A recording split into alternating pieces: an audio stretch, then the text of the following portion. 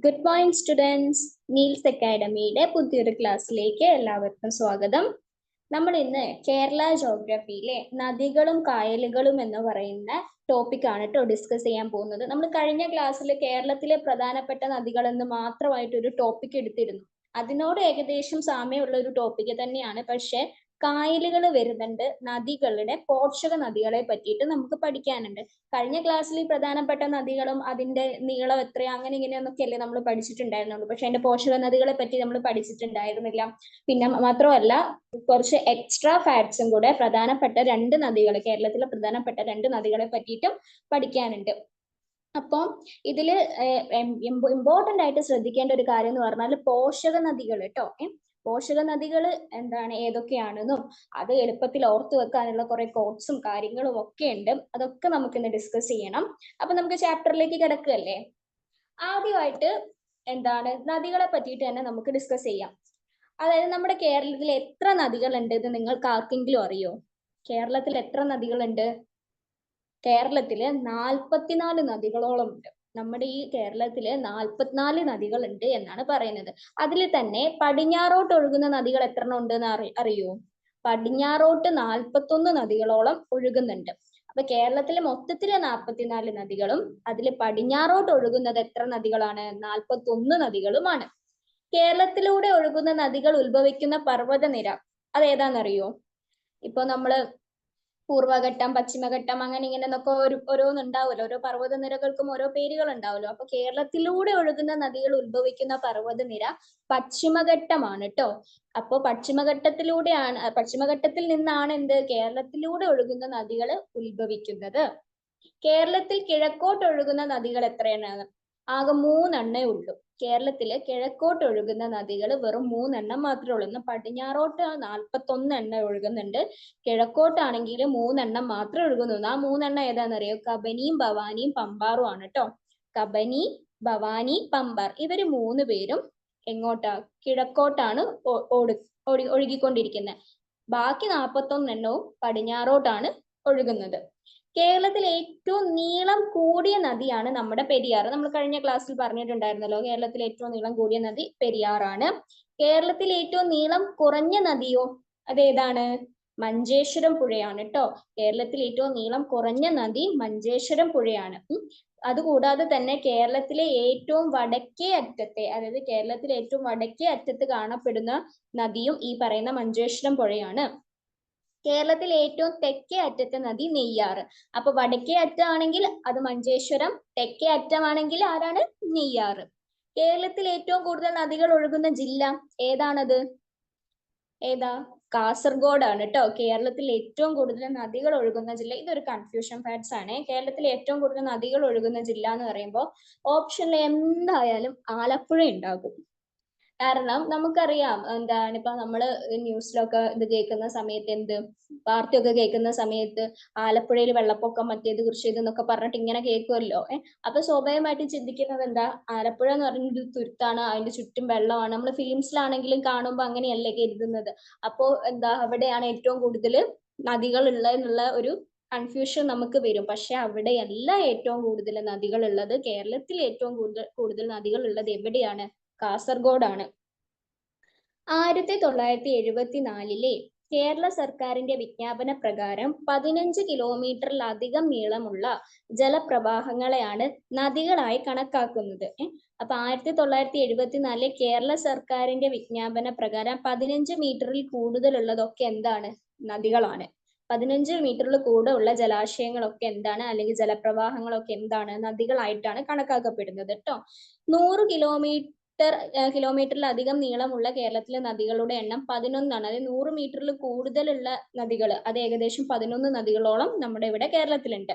ദക്ഷിണ ഭഗീരഥി എന്നറിയപ്പെടുന്ന നദി ഏതാണെന്നറിയോ? ദക്ഷിണ ഭഗീരഥി കഴിഞ്ഞ ക്ലാസ് നമ്മൾ പറഞ്ഞിട്ടുണ്ടായിരുന്നു. പമ്പയാണ് കേട്ടോ. ദക്ഷിണ ഭഗീരഥി എന്നറിയപ്പെടുന്ന നദി പമ്പ.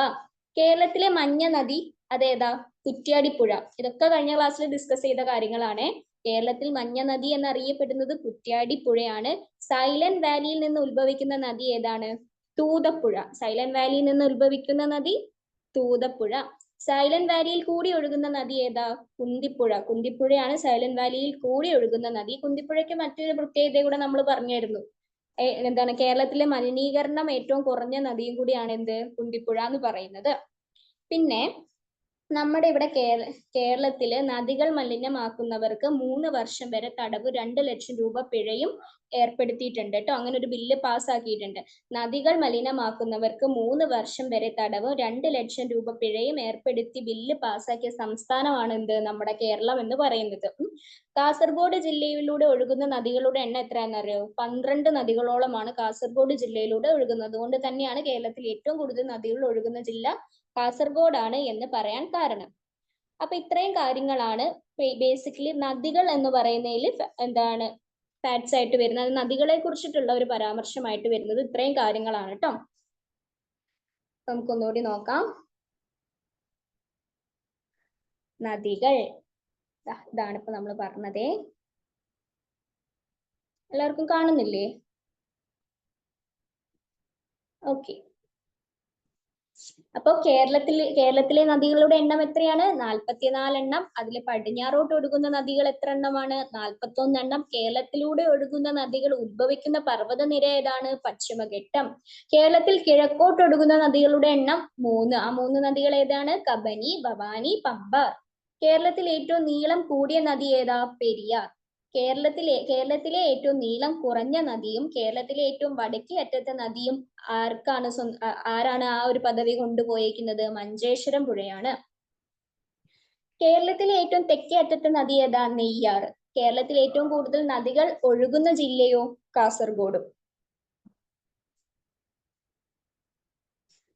ഇനി 1974 കേരള സർക്കാരിന്റെ വിജ്ഞാപന പ്രകാരം 15 കിലോമീറ്ററിൽ അധികം നീളമുള്ള പ്രവാഹങ്ങളെയാണ് നദികളായി കണക്കാക്കുന്നത്.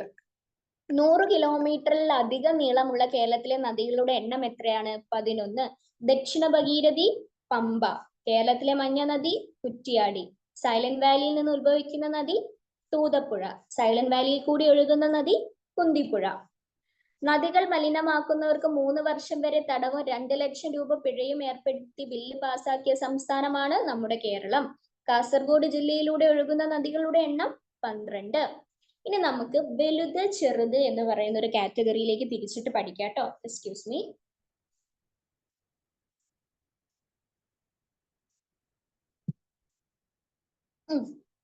കേരളത്തിലെ ഏറ്റവും വലിയ നദി ഏതാ? ഏതാണ് കേരളത്തിലെ ഏറ്റവും വലിയ നദി? കേരളത്തിലെ ഏറ്റവും വലിയ നദി വേറൊന്നുമല്ല, പെരിയാറാണ്. കേരളത്തിലെ ഏറ്റവും വലിയ നദി പെരിയാറാണ്. എത്രയാണ് പെരിയാറിന്റെ നീളം എന്നറിയോ? 244 കിലോമീറ്ററോളമാണ് പെരിയാറിന്റെ നീളം എന്ന് പറയുന്നത്. കേരളത്തിലെ ഏറ്റവും വലിയ നദി പെരിയാർ. എന്ന ചെറിയ നദി ഏതാണ്? ഇപ്പൊ നമ്മൾ പഠിച്ചല്ലോ, മഞ്ചേശ്വരം പുഴയാണ് ഏറ്റവും ചെറിയ നദി. 16 കിലോമീറ്റർ മഞ്ചേശ്വരം പുഴ വരുന്നുള്ളൂ. ഇനി കിഴക്കോട്ട് ഒഴുകുന്ന കേരളത്തിലെ ഏറ്റവും വലിയ നദിയാണ് കബനി. കിഴക്കോട്ട് ഒഴുകുന്ന കേരളത്തിലെ ഏറ്റവും ചെറിയ നദി പാമ്പാറുമാണ്. കിഴക്കോട്ട് ഒഴുകുന്നതിലെ വലിയ നദി കബനിയും കിഴക്കോട്ട് ഒഴുകുന്നതിൽ ചെറിയ നദിയും പാമ്പാറാണ് വരുന്നത്. പിന്നെ കടലിൽ പതിക്കുന്ന കേരളത്തിലെ ഏറ്റവും ചെറിയ നദി രാമപുരം പുഴയാണ്. 19 കിലോമീറ്ററോളമാണ് രാമപുരം പുഴയുടെ നീളം എന്ന് പറയുന്നത്. കടലിൽ പതിക്കുന്ന കേരളത്തിലെ ഏറ്റവും ചെറിയ നദി ഏതാ? രാമപുരം പുഴയാണ്. 19 കിലോമീറ്ററോളമാണ് രാമപുരം പുഴയുടെ നീളം. ദക്ഷിണ കേരളത്തിലെ ഏറ്റവും ചെറിയ നദി ഐരൂർ പുഴയാണ് കേട്ടോ. 17 കിലോമീറ്ററോളമാണ് ഐരൂർ പുഴ വരുന്നത്. ദക്ഷിണ കേരളത്തിലെ ഏറ്റവും ചെറിയ നദി ഐരൂർ പുഴയാണ്.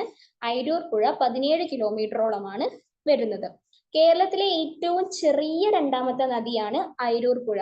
കേരളത്തിലെ ഏറ്റവും ചെറിയ രണ്ടാമത്തെ നദി ഐരൂർ പുഴ ആകാൻ കാരണം എന്താണ്? ഈ പറയുന്ന മഞ്ചേശ്വരം പുഴ 16 കിലോമീറ്റർ ആണ് ഉള്ളത്. ഐരൂർ പുഴ 17 കിലോമീറ്ററോളം ഉണ്ട്. അപ്പൊ എന്താണ് ഐരൂർ പുഴയാണ്, അല്ല, മഞ്ചേശ്വരം പുഴ കഴിഞ്ഞാൽ പിന്നെ ഏറ്റവും ചെറുത് വരുന്നത് ഏതാണ്? ഐരൂർ പുഴയാണ്. അതാണ് കേരളത്തിലെ ഏറ്റവും ചെറിയ രണ്ടാമത്തെ നദി എന്ന് ഐരൂർ പുഴയെ വിശേഷിപ്പിക്കുന്നത്. രണ്ടുപേരും തമ്മിൽ ഓരോ കിലോമീറ്ററിന്റെ വ്യത്യാസമേ ഉള്ളൂ. അപ്പോ വലുത് ചെറുത് എന്ന് പറഞ്ഞതില് കേരളത്തിലെ ഏറ്റവും വലിയ നദിയാണ് പെരിയാർ. എത്ര കിലോമീറ്റർ ആണ് വരുന്നത്? 244 കിലോമീറ്ററോളമാണ് പെരിയാറിന്റെ നീളം. കേരളത്തിലെ ഏറ്റവും ചെറിയ നദി ഏതാ? മഞ്ചേശ്വരം പുഴ, 16 കിലോമീറ്ററോളം ഉണ്ട്. കിഴക്കോട്ട് ഒഴുകുന്ന കേരളത്തിലെ ഏറ്റവും വലിയ നദി ഏതാണ്? കബനി. കിഴക്കോട്ട് ഒഴുകുന്നതിൽ ഏറ്റവും വലിയ നദി കബനിയാണ്. കിഴക്കോട്ട് ഒഴുകുന്ന കേരളത്തിലെ ഏറ്റവും ചെറിയ നദിയോ? പാമ്പാറാണ് കിഴക്കോട്ട് ഒഴുകുന്ന കേരളത്തിലെ ഏറ്റവും ചെറിയ നദി. കടലിൽ പതിക്കുന്ന കേരളത്തിലെ ഏറ്റവും ചെറിയ നദി രാമപുരം നദിയാണ്. 19 കിലോമീറ്ററോളം. ദക്ഷിണ കേരളത്തിലെ ഏറ്റവും ചെറിയ നദി, കേരളത്തിലെ ഏറ്റവും ചെറിയ രണ്ടാമത്തെ നദി, ഈ 2 പദവികളും ആർക്കാണ്? അയിരൂർ പുഴയ്ക്കാണ്. 17 കിലോമീറ്ററോളമാണ് അയിരൂർ പുഴ വരുന്നത്. ഇനി നെക്സ്റ്റ് നമുക്ക് നോക്കാനുള്ളത് നെക്സ്റ്റ് ടോപ്പിക് കേരളത്തിലെ പ്രധാന നദികളുടെ നീളമാണ് കേട്ടോ. നോക്കൂ, പെരിയാറിന് എത്രയാണ് നീളം? 244 പെരിയാറിന്റെ നീളം. ഭാരതപ്പുഴ 209, പമ്പ 176, ചാലിയാർ 169, ചാലക്കുടിപ്പുഴ 145.5, 145.5, കടലുണ്ടിപ്പുഴ 130, അച്ഛൻ കോവിലാർ 128, കല്ലട നദി 121, മൂവാറ്റുപുഴ നദി 121. അപ്പോ കല്ലട നദിയും മൂവാറ്റുപുഴ നദിയും 121 വളപട്ടണം പുഴ 110, ചന്ദ്രഗിരി പുഴ 105. കേരളത്തിലെ പ്രധാന നദികളുടെ നീളമാണ് ഈ കൊടുത്തിരിക്കുന്നത്. ഏതൊക്കെയാ ഒന്നും കൂടി പറയണം. പെരിയാർ 244, ഭാരതപ്പുഴ 209, പമ്പ 176, ചാലിയാർ 169, ചാലക്കുടിപ്പുഴ 145, കടലുണ്ടിപ്പുഴ 130, അച്ഛൻ കോവിലാർ 128, കല്ലട നദി മൂവാറ്റുപുഴ നദി എത്രയാ? 121, വളപട്ടണം പുഴ 110, ചന്ദ്രഗിരി പുഴ 105. ഈ പറയുന്ന ഏകദേശം 11 നദികൾ ഉണ്ടല്ലോ അല്ലെ. ഇതാണ് 100 കിലോമീറ്ററിൽ കൂടുതലുള്ള കേരളത്തിലെ 11 നദികൾ എന്ന് പറയുന്നത്. 100 കിലോമീറ്ററിൽ കൂടുതലുള്ള കേരളത്തിലെ 11 നദികളാണ് ഈ ലിസ്റ്റ് ചെയ്തിട്ടുള്ളത് കേട്ടോ. ഇതിന്റെ ഓരോന്നിന്റെയും നീളം നിങ്ങൾ എന്തായാലും പഠിച്ചിരിക്കണേ. ചോദിക്കലുണ്ട് പല നദികളുടെ നീളം. സോ നിങ്ങളെ കൊണ്ട് കഴിയുന്ന രീതിയിൽ ബൈഹാർട്ടാക്കാൻ പറ്റുന്ന അത്രയും ഈ 11 നദികൾ ഒരു സീക്വൻസ് എന്ന രീതിയിൽ ബൈഹാർട്ടാക്കി വെക്കുക നിർബന്ധമാണ്. അത്രയ്ക്ക് ഇമ്പോർട്ടന്റ് ആയതുകൊണ്ട് ഒരു തവണയും കൂടെ ഞാനിത് വായിക്കുകയാണ്.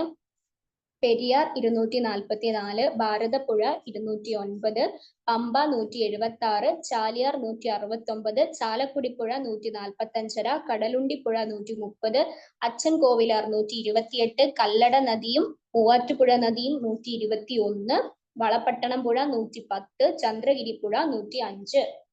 ഇനി അടുത്തതായിട്ട് നമുക്ക് ഡിസ്കസ് ചെയ്യാനുള്ളത് കേരളത്തിലെ പ്രധാന നദികൾ ഒഴുകുന്ന ജില്ലകളാണ് കേട്ടോ. ഇതില് പെരിയാർ ഇതിൽ കൂടെയൊക്കെയാണ് ഒഴുകുന്നത്. ഇടുക്കി, എറണാകുളത്തൂടെയാണ് പെരിയാർ ഒഴുകുന്നത്. ഭാരതപ്പുഴയോ പാലക്കാട്, മലപ്പുറം, തൃശ്ശൂരിലൂടെയാണ് ഭാരതപ്പുഴ ഒഴുകുന്നത്. പമ്പയോ പത്തനംതിട്ട, ഇടുക്കി, ആലപ്പുഴ ജില്ലകളിൽ കൂടിയാണ് പമ്പ ഒഴുകുന്നത്. ചാലിയാർ വയനാട്, മലപ്പുറം, കോഴിക്കോട് ഈ 3 ഇടങ്ങളിലൂടെയാണ് ചാലിയാർ ഒഴുകുന്നത്. ചാലക്കുടി ആണെങ്കിൽ പാലക്കാട്, തൃശ്ശൂർ, എറണാകുളം ഈ 3 ജില്ലകൾ കൂടിയിട്ട്. അപ്പോൾ ഇതിൽ കൂടെയൊക്കെയാണ് ഓരോ നദികൾ ഒഴുകുന്നത്. കേരളത്തിലെ പ്രധാന നദികൾ ഒഴുകുന്ന ജില്ലകളാണ് ഈ പറഞ്ഞതൊക്കെയാണ്. അതായത് ഈ 5 നദികളാണ് കേരളത്തിലെ ഏറ്റവും പ്രധാന നദികൾ. അപ്പൊ അത് ഒഴുകുന്ന ജില്ലകൾ പെരിയാർ, ഇടുക്കി, എറണാകുളം, ഭാരതപ്പുഴ, പാലക്കാട്, മലപ്പുറം, തൃശ്ശൂര്, പമ്പ, പത്തനംതിട്ട, ഇടുക്കി, ആലപ്പുഴ, ചാലിയാർ, വയനാട്, മലപ്പുറം, കോഴിക്കോട്, ചാലക്കുടിപ്പുഴ, പാലക്കാട്, തൃശ്ശൂര്, എറണാകുളം. ഇനി നമുക്ക് നദികളും അവയുടെ പ്രധാന പോഷക നദികളും. ഇത് വളരെ ഇമ്പോർട്ടന്റ് ആണ് കേട്ടോ. നദികളും അവയുടെ പോഷക നദികളും, അത് പ്രത്യേകിച്ച് കേരളത്തിലെ നദികളും അവയുടെ പോഷക നദികളും ഇമ്പോർട്ടന്റ്. ഗംഗ, ബ്രഹ്മപുത്ര, സിന്ധു അതിനൊക്കെയും ഇഷ്ടംപോലെ, ആ 3 നദികൾക്കും ഇഷ്ടംപോലെ പോഷക നദികളുണ്ട്. പക്ഷെ അതിൽ ഇമ്പോർട്ടന്റ് ആയിട്ട് പ്രത്യേകം ഓർത്തു വെക്കേണ്ട പ്രത്യേകതകളുള്ള ചില നദികളെ മാത്രം എടുത്ത് നമുക്ക് പഠിച്ചാൽ മതി. പക്ഷെ ഇവിടെ വരുന്ന പ്രശ്നം എന്ന് പറഞ്ഞു കഴിഞ്ഞാല്, ഇവിടെ നമുക്ക് കേരളത്തില് 44 നദികളുണ്ട്. ആ 44 നദികളിൽ ഏറ്റവും ഇമ്പോർട്ടന്റ് ആയിട്ടുള്ള നദികൾ വേർതിരിച്ചിട്ടുണ്ട്. ആ വേർതിരിവിൽ അതില് ഏറ്റവും ഇമ്പോർട്ടന്റ് ആയിട്ടുള്ള പോഷക നദികളാണ് ഈ പറഞ്ഞിട്ടുള്ളത്. അപ്പൊ അതുകൊണ്ടാണ് അത് ഭയങ്കരമായിട്ട് ഇമ്പോർട്ടന്റ് ആയിട്ട് നോക്കണം എന്ന് പറയുന്നത്. ഇപ്പൊ പെരിയാറിന്റെ പോഷക നദിയാണ് കട്ടപ്പനയാർ, ചെറുതോണിയാർ, മുല്ലയാർ, മുതിരപ്പുഴയാർ, ഇടമലയാർ, പിന്നെ ഏതാണ് വരുന്നത്? പെരുന്തുറയാർ, പെരിഞ്ചൻകുട്ടിയാർ, ചിന്നാർ. ഏതൊക്കെയാണ് പെരിയാറിന്റെ പോഷക നദികൾ? കട്ടപ്പനയാർ, ചെറുതോണിയാർ, മുല്ലയാർ, മുതിരപ്പുഴയാർ, ഇടമലയാർ, പെരുന്തുറയാർ, പെരിഞ്ചൻ കുട്ടിയാർ, ചിന്നാറ്. ഇത് പഠിക്കാൻ ഞാനൊരു കോഡ് പറഞ്ഞു തരട്ടെ, നിങ്ങൾക്ക് ശ്രദ്ധിച്ചിരിക്കുക കേട്ടോ. ആദ്യം പെതുക്കെ ഒന്ന് പറഞ്ഞിട്ട് പോവാം. അതിനുശേഷം നിങ്ങൾ എഴുതിയെടുക്കാനുള്ളവരൊക്കെ ഒന്ന് ജസ്റ്റ് ആണെങ്കിൽ ഒരു ഇത് പേപ്പർ എടുത്ത് എഴുതിയെടുത്തോളൂ. ശ്രദ്ധിക്കണം കേട്ടോ. ഞാൻ ഇത് പറയുന്ന സമയത്ത് ഈ പെരിയാറിന്റെ പോഷക നദികളിലേക്ക് നിങ്ങൾ ശ്രദ്ധിച്ചു നോക്കുക. കട്ടപ്പൻ ചെറുതോണിയിൽ മുല്ലയും മുതിരയുമായി മലകൾക്കിടയിലൂടെ പോകുമ്പോൾ പെരുന്തച്ചൻ പെരിഞ്ചൻ കുട്ടിയുമായി ചിന്നി നിൽക്കുന്നത് കണ്ടു. എന്താണെന്നറിയോ? ഒന്നുകൂടി ആ കോഡ് പറഞ്ഞുതരാം. കട്ടപ്പൻ, കട്ടപ്പൻ എന്ന് പറയുന്ന ആരാണ്? കട്ടപ്പനയാർ. ചെറുതോണിയിൽ, ചെറുതോണിയിൽ എന്ന് പറയുമ്പോൾ ചെറുതോണിയാർ. ചെറുതോണിയിൽ മുല്ലയും മുതിരയും, അതേതാണ്? മുല്ലയാറും മുതിരപ്പുഴയാറും. അപ്പൊ മുല്ലയും മുതിരയുമായി മലകൾക്കിടയിലൂടെ, അത് തിരിച്ചിട്ടതാണ്. ഇടമലയാർ എന്നുള്ളത് മനസ്സിലാക്കുക. അതാണ് മലകൾക്കിടയിലൂടെ എന്ന് പറയുന്നത്. അപ്പം മലകൾക്കിടയിലൂടെ എന്ന് പറയുമ്പോൾ ഇടമലയാർ. മലകൾക്കിടയിലൂടെ പോകുമ്പോൾ പെരുന്തച്ചൻ, പെരുന്തച്ചൻ എന്ന് പറയുന്നത് ഇതാണ്. പെരുന്തുറയാറിനെയാണ് പെരുന്തച്ചൻ കൊണ്ട് ഉദ്ദേശിച്ചത്. പെരുന്തച്ചൻ പെരിഞ്ചൻ കുട്ടിയുമായി, പെരിഞ്ചൻ കുട്ടിയാറിനെയാണ് പെരിഞ്ചൻ കുട്ടി എന്ന് പറഞ്ഞത് കേട്ടോ. പെരിഞ്ചൻ കുട്ടിയുമായി ചിന്നി നിൽക്കുന്നത് കണ്ടു. ചിന്നി എന്ന് പറയുന്നത് ചിന്നാറാണ്. ചിന്നി നിൽക്കുന്നത് കണ്ടു. അപ്പോ ഇനി എന്താണ് ഈ ഒരു ഇത് വെച്ചിട്ട് മൊത്തത്തിൽ പറയുകയാണെങ്കിൽ ശ്രദ്ധിക്കുക, ഇതിലേക്ക് ശ്രദ്ധിക്കുക, ഇത് പോഷക നദിയിലേക്ക്. കട്ടപ്പൻ ചെറുതോണിയിൽ മുല്ലയും മുതിരയുമായി മലകൾക്കിടയിലൂടെ പോകുമ്പോൾ പെരുന്തച്ചൻ പെരിഞ്ചൻ കുട്ടിയുമായി ചിന്നി നിൽക്കുന്നത് കണ്ടു. പെരിയാറിന്റെ പോഷക നദികൾ വെച്ചിട്ട് ജസ്റ്റ് ഒരു കോഡ് ഉണ്ടാക്കിയെന്നേ ഉള്ളൂ കേട്ടോ, പെട്ടെന്ന് ഓർത്ത് വെക്കാൻ വേണ്ടിയിട്ട്. അപ്പോൾ ഇത് പഠിച്ചു വെച്ചാൽ നമ്മൾക്ക് ഓട്ടോമാറ്റിക്കലി ഈ പോഷക നദികളുടെ പേര് നമ്മുടെ മൈൻഡിലേക്ക് വരുന്നതായിരിക്കും. ഒരു എന്താണ് സീക്വൻസ് അങ്ങനെ ജസ്റ്റ് ഒന്ന് പറഞ്ഞേ ഉള്ളൂ കേട്ടോ. അപ്പോ പെരിയാറിന്റെ പോഷക നദികൾ ഏതാണ്? കട്ടപ്പനയാർ, ചെറുതോണിയാർ, മുല്ലയാർ, മുതിരപ്പുഴയാർ, ഇടമലയാർ, പെരുന്തുറയാർ, പെരിഞ്ചൻ കുട്ടിയാർ, ചിന്നാർ. കോഡ്, നമ്മളിട്ട കോഡ് എന്താണ്? കട്ടപ്പൻ ചെറുതോണിയിൽ മുല്ലയും മുതിരയുമായി മലകൾക്കിടയിലൂടെ പോകുമ്പോൾ പെരുന്തച്ചൻ പെരിഞ്ചൻ കുട്ടിയുമായി ചിന്നി നിൽക്കുന്നത് കണ്ടു. അടുത്തത് ഭാരതപ്പുഴ. ഭാരതപ്പുഴയുടെ പോഷക നദികൾ ഏതൊക്കെയാണ്? തൂതപ്പുഴ, ഗായത്രിപ്പുഴ, കൽപ്പാത്തിപ്പുഴ, കണ്ണാടിപ്പുഴ. ഏതൊക്കെയാണ്? തൂതപ്പുഴ, ഗായത്രിപ്പുഴ, കൽപ്പാത്തിപ്പുഴ, കണ്ണാടിപ്പുഴ. ഇതിനും നമുക്ക് കോഡ് ഇടാം. ശ്രദ്ധിക്കുക, ഞാൻ കോഡ് പറയുന്ന സമയത്ത് ഓരോ പുഴകളിലേക്കും നിങ്ങളുടെ ശ്രദ്ധ കേന്ദ്രീകരിക്കുക കേട്ടോ. തൂതയിലുള്ള ഗായത്രി കല്ലിന്മേൽ ഇരുന്ന് കണ്ണാടി നോക്കി. എന്താണ് കോഡ്? ഭാരതപ്പുഴയുടെ കോഡ് എന്താണ്? തൂതയിലുള്ള ഗായത്രി കല്ലിന്മേൽ ഇരുന്ന് കണ്ണാടി നോക്കി. തൂതയിലുള്ള എന്നുകൊണ്ട് ഉദ്ദേശിച്ചത് ഏതാണ്? തൂതപ്പുഴ. ഗായത്രി, ഗായത്രിപ്പുഴ. കല്ലിന്മേൽ, കല്ലിന്മേൽ എന്ന് പറഞ്ഞാൽ കൽപ്പാത്തിപ്പുഴ. ഇരുന്ന് കണ്ണാടി നോക്കി, കണ്ണാടി, കണ്ണാടിപ്പുഴ. അപ്പൊ തൂതയിലുള്ള ഗായത്രി കല്ലിന്മേൽ ഇരുന്ന് കണ്ണാടി നോക്കി. ഭാരതപ്പുഴയുടെ പോഷക നദികളുമായിട്ട് കണക്ട് ചെയ്ത് ഇനി കോഡ് അല്ല ഇനി പറഞ്ഞു നോക്കൂ. തൂതപ്പുഴ, ഗായത്രിപ്പുഴ, കൽപ്പാത്തിപ്പുഴ, കണ്ണാടിപ്പുഴ. കോഡ് എന്താണ്? തൂതയിലുള്ള ഗായത്രി കല്ലിന്മേൽ ഇരുന്ന് കണ്ണാടി നോക്കി. അടുത്തത് പമ്പ. പമ്പയാണ് അടുത്തതായിട്ട് വരുന്നത് കേട്ടോ. പമ്പയുടെ പോഷക നദികൾ ഏതൊക്കെയാണ്? കക്കിയാർ, കല്ലാർ, മണിമലയാർ, അച്ഛൻ കോവിലാർ, അഴുതയാർ. ഏതൊക്കെയാണ്? കക്കിയാർ, കല്ലാർ, മണിമലയാർ, അച്ഛൻ കോവിലാർ, അഴുതയാർ. ഇതിനും നമുക്ക് കോഡിടാം. എന്താ കോഡ് പറയുമ്പോൾ പോഷക നദികളിലേക്ക് ശ്രദ്ധിക്കുക.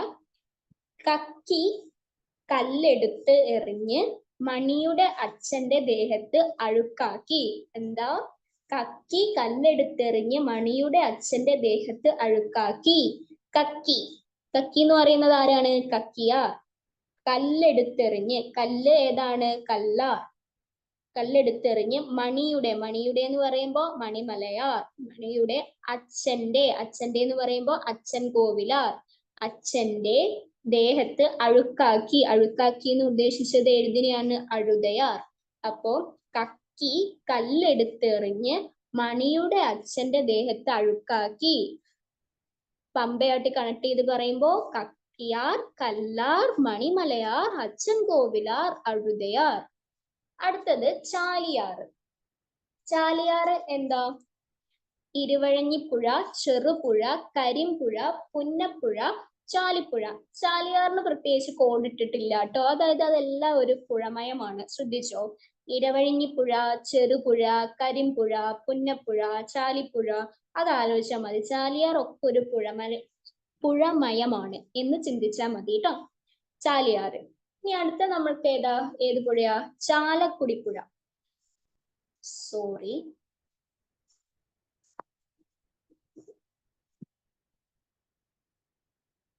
അടുത്തത് ചാലക്കുടിപ്പുഴ. ചാലക്കുടിപ്പുഴ എന്താ? അതിന്റെ പോഷക നദികൾ ഏതൊക്കെയാണ്? കാരപ്പാറ, കുരിയാർ കുട്ടിയാർ, ഷോളയാർ, പറമ്പിക്കുളം. ഏതൊക്കെയാണ്? കാരപ്പാറ, കുരിയാർ കുട്ടിയാർ, ഷോളയാർ, പറമ്പിക്കുളം. ഇതിനും കോഡിടാം. എങ്ങനെയാണെന്നറിയോ? ശ്രദ്ധിക്കുക. കോഡ് പറയുമ്പോൾ പോഷക നദിയിലേക്ക് ശ്രദ്ധിക്കുക. കാരപ്പാറയിലെ കുരിയാർ കുട്ടി ഷോളം പറച്ചു. എങ്ങനെ? കാരപ്പാറയിലെ കുരിയാർ കുട്ടി ഷോളം പറിച്ചു. കാരപ്പാറയിലെ എന്ന് ഉദ്ദേശിച്ചത് ഏത് പുഴേനെയാണ്? കാരപ്പാറ. കുരിയാർ കുട്ടി എന്ന് ഉദ്ദേശിച്ചത് ആരെയാണ്? കുരിയാർ കുട്ടിയാറിനെ. ഷോളം എന്ന് ഉദ്ദേശിച്ചാണ്, ചോളം എന്നാണ് സാധാരണ പറയും, പക്ഷെ നമുക്ക് ഇവിടെ ഷോളയാർ എന്ന് പറഞ്ഞ നദിയാണല്ലോ കൊടുത്തത്, അതുകൊണ്ടാണ് ഷോളം എന്ന് കുറച്ചും കൂടെ ഒന്ന് വിപുലീകരിച്ച് പറഞ്ഞത് കേട്ടോ. ഷോളം എന്ന് പറയുന്നത് ഷോളയാർ. പറിച്ചു എന്ന് ഉദ്ദേശിക്കുന്ന എന്താ? പറമ്പിക്കുളം. അപ്പോ കാരപ്പാറയിലെ കുരിയാർ കുട്ടി ഷോളം പറിച്ചു എന്നതുകൊണ്ട് ഉദ്ദേശിക്കുന്നത് കാരപ്പാറ, കുരിയാർ കുട്ടിയാർ, ഷോളയാർ, പറമ്പിക്കുളം. ഈ പോഷക നദികളെയാണ് ചാലക്കുടിയുടെ കേട്ടോ. അടുത്ത നെയ്യാറ്. നെയ്യാറിന് ആകെ 2 പോഷക നദികളും, ഒന്ന് കല്ലാറും ഒന്ന് കരവലിയാറും. അത് അങ്ങനെ തന്നെ പഠിക്കുക, സിമ്പിൾ ആണല്ലോ, കോർത്തു വെക്കാമല്ലോ. 2 പോഷക നദികൾ മാത്രമല്ലേ ഉള്ളൂ. നെയ്യാറ്, കല്ലാറ്, കരവലിയാർ, ഇത് രണ്ടുമാണ്. ഇനി കല്ലടയാർ. നിങ്ങൾ ഒരു കാര്യം ശ്രദ്ധിക്കണം, ഈ നെയ്യാറിന്റെ പോഷക നദിയാണ് കല്ലാറ്, പക്ഷെ കല്ലേടയാർ എന്ന് പറഞ്ഞൊരു നദിയും കൂടി ഇവിടെ കണ്ടോ. രണ്ടും തമ്മിൽ നല്ല സാമ്യം തോന്നുന്നില്ലേ? പക്ഷെ ആലോചിക്കുക, ഈ നെയ്യാറിന്റെ പോഷക നദി ഈ കല്ലാറും തരും കല്ലടയാറും തരാൻ ചാൻസ് ഉണ്ട്. അപ്പൊ ഒരു കാരണവശാലും കല്ലടയാറ് കൊണ്ടുപോയിട്ട് കറപ്പിക്കരുത്. കാരണം കല്ലടയാറിന് വേറെ പോഷക നദികൾ 3 എണ്ണോളം വരുന്നുണ്ട്. കല്ലാറ് എന്ന് പറയുന്ന നെയ്യാറിന്റെ പോഷക നദിയാണ്. അപ്പൊ അതൊന്ന് നോട്ട് ചെയ്യുക, ശ്രദ്ധിക്കുക കേട്ടോ. ഇനി അടുത്ത് കല്ലടയാർ. അപ്പൊ കല്ലടയാർ എന്നും കോഡിട്ടിട, പ്രധാനമായിട്ടും കല്ലടയാറിന് കോഡിട, കാരണം വെറും 3 നദി മാത്രമേ ഉള്ളൂ. എന്തിനാ വെറുതെ കോഡിടുന്നതെന്ന് വിചാരിച്ചിരുന്നു, പക്ഷെ കോഡിടാൻ കാരണം എന്താന്ന് വെച്ച് കഴിഞ്ഞാൽ ഈ കല്ലാറ് കൺഫ്യൂഷൻ ആയിട്ട് വരുന്നത് കൊണ്ടാണ് കോഡിടേണ്ടി വന്നത്. അപ്പൊ ഈ 3 നദികളെയും വെച്ചിട്ട് കോഡിട്ടിട്ടുണ്ട്, അത് പറഞ്ഞുതരാം. അപ്പൊ ആദ്യം കല്ലടയാറിന്റെ പോഷക നദികൾ നോക്കാം. ചെന്തുരണി, കുളത്തുപുഴ, കൽത്തുരുത്തി. ഏതൊക്കെയാണ്? ചെന്തുരണി, കുളത്തുപുഴ, കൽത്തുരുത്തി. കോഡ് എന്താന്ന് വെച്ചാൽ ശ്രദ്ധിച്ചോ. ചെന്തു കുളത്തിലേക്ക് കല്ലിട്ടു. എങ്ങനെ? ചെന്തു കുളത്തിലേക്ക് കല്ലിട്ടു. ചെന്തു ആരാ? ചെന്തുരണി. കുളത്തിലേക്ക് ഉദ്ദേശിച്ച എന്താ? കുളത്തുപുഴ. കല്ലിട്ടു എന്നതുകൊണ്ട് കൽത്തുരുത്തി. അപ്പോ ചെന്തു കുളത്തിലേക്ക് കല്ലിട്ടു. ചെന്തുരണി, കുളത്തുപുഴ, കൽത്തുരുത്തി. ഇതാണ് ഉദ്ദേശിച്ചത് കേട്ടോ. അപ്പൊ നമുക്ക് ഒന്നും കൂടി ഇനി കോഡ് വെച്ചിട്ടും അതല്ലാതെ തന്നെ ഒന്ന് പറയാം. പെരിയാർ. ആദ്യം നമുക്ക് കോഡ് പറയാം. എന്താണ് പെരിയാറിന്റെ കോഡ്?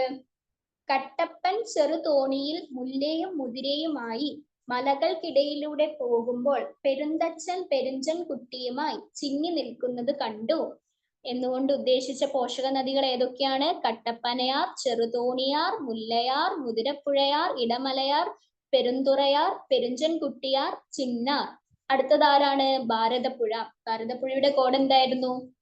തൂതയിലുള്ള ഗായത്രി കല്ലിന്മേൽ ഇരുന്ന് കണ്ണാടി നോക്കി. എന്താണ്? ഏതൊക്കെയാണ് അപ്പൊ പോഷക നദികൾ? തൂതപ്പുഴ, ഗായത്രിപ്പുഴ, കൽപ്പാത്തിപ്പുഴ, കണ്ണാടിപ്പുഴ. മൂന്നാമത്തെ ആളാരാണ്? പമ്പ. പമ്പയാണെങ്കിലോ കോഡ് എന്തായിരുന്നു? കക്കി കല്ലെടുത്തെറിഞ്ഞ് മണിയുടെ അച്ഛന്റെ ദേഹത്ത് അഴുക്കാക്കി. കക്കിയാർ, കല്ലാർ, മണിമലയാർ, അച്ഛൻ കോവിലാർ, അഴുതയാർ.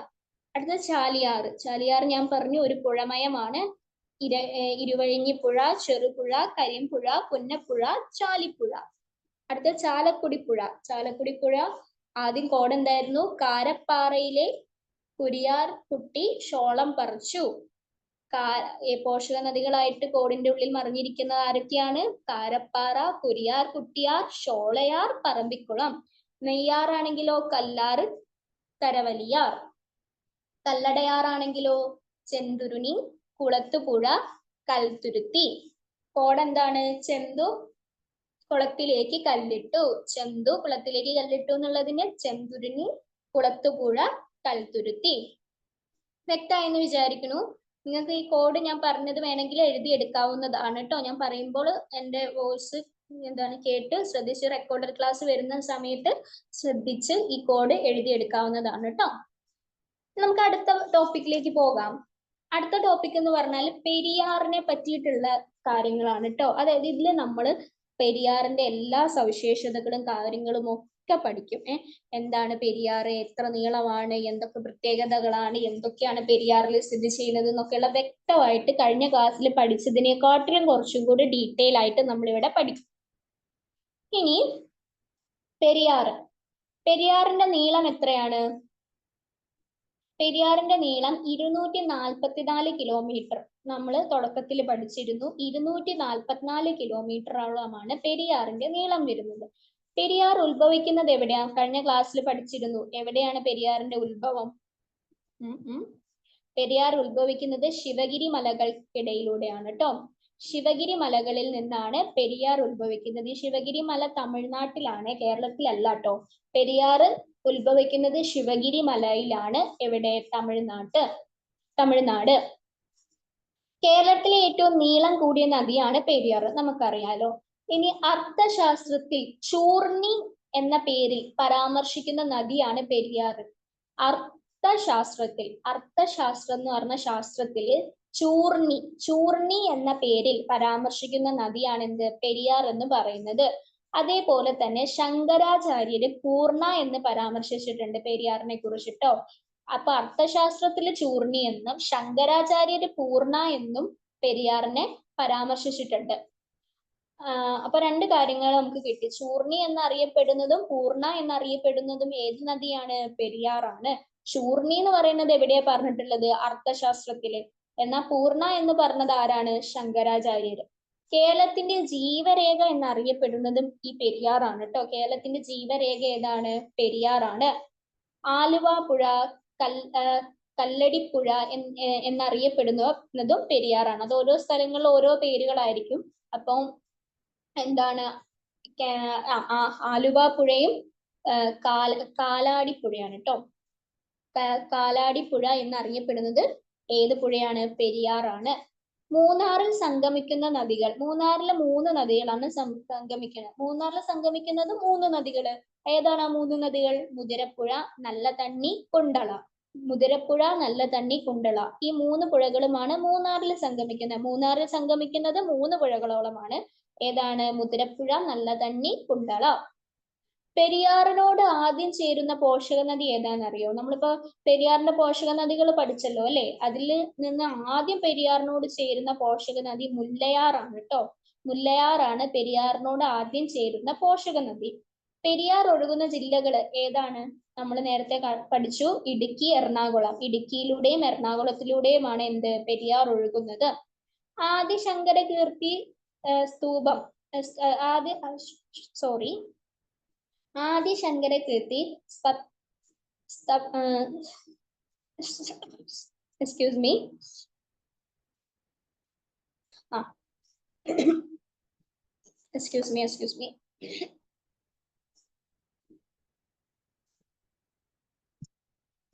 ആദിശങ്കരകീർത്തി സ്തൂപ മണ്ഡപം സ്ഥിതി ചെയ്യുന്ന നദീതീരം ഏതാണ്? പെരിയാറാണ്.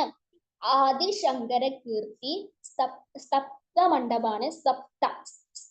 മണ്ഡപം പ്രൊനൗൺസിയേഷൻ നിങ്ങൾ ശ്രദ്ധിക്കും. സോറി. ആദിശങ്കരകീർത്തി മണ്ഡപം സ്ഥിതി ചെയ്യുന്ന നദീതീരം ഏതാണ്? പെരിയാറാണ്. ആദിശങ്കരകീർത്തി മണ്ഡപം സ്ഥിതി ചെയ്യുന്ന നദീതീരം പെരിയാറാണ്. ഇനി കേരളത്തിലെ ഏറ്റവും വലിയ ജലവൈദ്യുത പദ്ധതി ഇല്ലേ, നമ്മുടെ ഇടുക്കി ജലവൈദ്യുത പദ്ധതിയാണ് കേരളത്തിലെ ഏറ്റവും വലിയ ജലവൈദ്യുത പദ്ധതി എന്ന് പറയുന്നത്. അത് സ്ഥിതി ചെയ്യുന്നത് എവിടെയാണ്? ഈ പറയുന്ന അത് സ്ഥിതി ചെയ്യുന്നത് എവിടെയാണ്? ഇടുക്കി ജലവൈദ്യുത പദ്ധതിയാണ്. അതായത് ഈ ഇടുക്കി ജലവൈദ്യുത പദ്ധതി സ്ഥിതി ചെയ്യുന്നത് പെരിയാർ നദിയിലാണ്. അത് മനസ്സിലാക്കുക കേട്ടോ.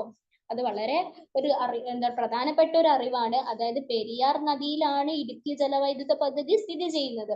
ഇനി പെരിയാറിൽ സ്ഥാപിച്ചിട്ടുള്ള പ്രധാന ജലവൈദ്യുത പദ്ധതികളാണ് പള്ളിവാസൽ, ചെങ്കുളം, പന്നിയാർ, നേര്യമംഗലം, ലോവർ പെരിയാർ. ഇവയൊക്കെ ഏതൊക്കെ? പള്ളിവാസൽ, ചെങ്കുളം, പന്നിയാർ, നേര്യമംഗലം, ലോവർ പെരിയാർ. ഇതൊക്കെ അത് നമുക്ക് കോഡിടാട്ടോ, കോഡിട്ട് പഠിക്കാനുണ്ട്. ഇനി കേരളത്തിൽ ഏറ്റവും കൂടുതൽ ജലവൈദ്യുത പദ്ധതികൾ ഉള്ള നദി അതേതാണ്? അതും പെരിയാർ തന്നെയാണ്. കേരളത്തിൽ ഏറ്റവും കൂടുതൽ ജലവൈദ്യുത പദ്ധതിയുള്ള നദിയും കേരളത്തിൽ ഏറ്റവും കൂടുതൽ ജലം വഹിക്കുന്ന നദിയും അതുകൂടാതെ തന്നെ കേരളത്തിൽ ഏറ്റവും കൂടുതൽ അണക്കെട്ടുകൾ സ്ഥാപിച്ചിരിക്കുന്ന നദിയും ഏതാണ്? പെരിയാറാണ്. പെരിയാറിന് എന്തൊക്കെ സവിശേഷതകളാണെന്ന് നോക്കിക്കേ. കേരളത്തിൽ ഏറ്റവും കൂടുതൽ ജലവൈദ്യുത പദ്ധതി ഉള്ളതും കൂടുതൽ ജലം വഹിക്കുന്നതും കൂടുതൽ അണക്കെട്ടുകൾ ഉള്ളതും ഒക്കെ പെരിയാറിലാണ്. പെരിയാറിന്റെ പതനസ്ഥലം എവിടെയാണെന്നറിയോ? അതായത് പെരിയാറ് വന്ന് പതിക്കുന്നത് വേമ്പനാട്ട് കായലിലാണ് കേട്ടോ. പെരിയാറിന്റെ പതന സ്ഥാനം വേമ്പനാട്ട് കായലിലാണ്. കേരളത്തിൽ ഏറ്റവും കൂടുതൽ പോഷക നദികൾ ഉള്ള നദിയും പെരിയാറാണ്. പെരിയാർ, അതാണ് നമുക്ക് പെരിയാറിന് കോഡിട്ടപ്പോഴും അത്യാവശ്യം വലിയ കോഡായിട്ടാണല്ലോ നമുക്ക് പഠിക്കാനുണ്ടായിരുന്നത്. ഒരുപാട് പോഷക നദികൾ പെരിയാറിനുണ്ട്. അപ്പൊ കേരളത്തിൽ ഏറ്റവും കൂടുതൽ പോഷക നദികൾ ഉള്ള നദിയും പെരിയാറാണ്. കേരളത്തിൽ ഏറ്റവും കൂടുതൽ മലിനീകരിക്കപ്പെട്ട നദിയും ഏതാണ്? പെരിയാറാണ്. പെരിയാറിന്റെ കൂടെ ഒരു നദിയും കൂടെ നമ്മൾ കഴിഞ്ഞ ക്ലാസ്സിൽ പഠിച്ചിരുന്നു. ഏതാണ്? ചാലിയാർ. പെരിയാറും ചാലിയാറുമാണ് നമ്മുടെ കേരളത്തിൽ ഏറ്റവും കൂടുതൽ മലിനീകരിക്കപ്പെട്ടിട്ടുള്ള നദി എന്ന് പറയുന്നത്. എന്നാൽ മലിനീകരണം കുറഞ്ഞ നദി ഏതായിരുന്നു? കുന്തിപ്പുഴ. അപ്പൊ ഇനി പെരിയാർ അടുത്ത ഒരു സെക്ഷൻ ആയിട്ട് വേറെ പറയാനുണ്ട്. ഇപ്പൊ ഇത്രയും കാര്യങ്ങളാണ് പെരിയാറിന്റെ മെയിൻ പോയിന്റ്സ്. കഴിഞ്ഞിട്ടില്ല കേട്ടോ, സോറി. ഇനിയും ഉണ്ട്, കുറച്ചും കൂടെ പോയിന്റ്സ് ഉണ്ട്. അതായത് മാർത്താണ്ഡപ്പുഴ, മംഗലപ്പുഴ എന്ന് രണ്ടായി പെരിയാർ വേർപിരിയുന്ന സ്ഥലം എവിടെയാണെന്നറിയോ? ആലപ്പുഴ. മാർത്താണ്ഡപ്പുഴ എന്നും മംഗലപ്പുഴയും എന്ന് പറഞ്ഞ് പെരിയാർ രണ്ടായിട്ട് വേർപിരിയുന്നുണ്ട്. ആ വേർപിരിയുന്നത് ആലുവയിൽ വെച്ചിട്ടാണ്. പിന്നെ പെരിയാറിൽ വെള്ളപ്പൊക്കം ഉണ്ടായിട്ടുണ്ട് പണ്ട്. അതെന്താണെന്നറിയോ? AD 1341 1341 1341 അങ്ങനെ നിങ്ങൾക്ക് ഇഷ്ടമുള്ള രീതിയിൽ പഠിക്കാം.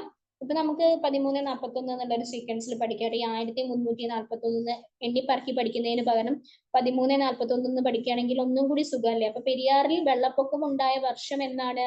AD 1341. പെരിയാറിലെ വെള്ളപ്പൊക്കം മൂലം നശിക്കാനിടയായ തുറമുഖമാണ് കൊടുങ്ങല്ലൂർ തുറമുഖം.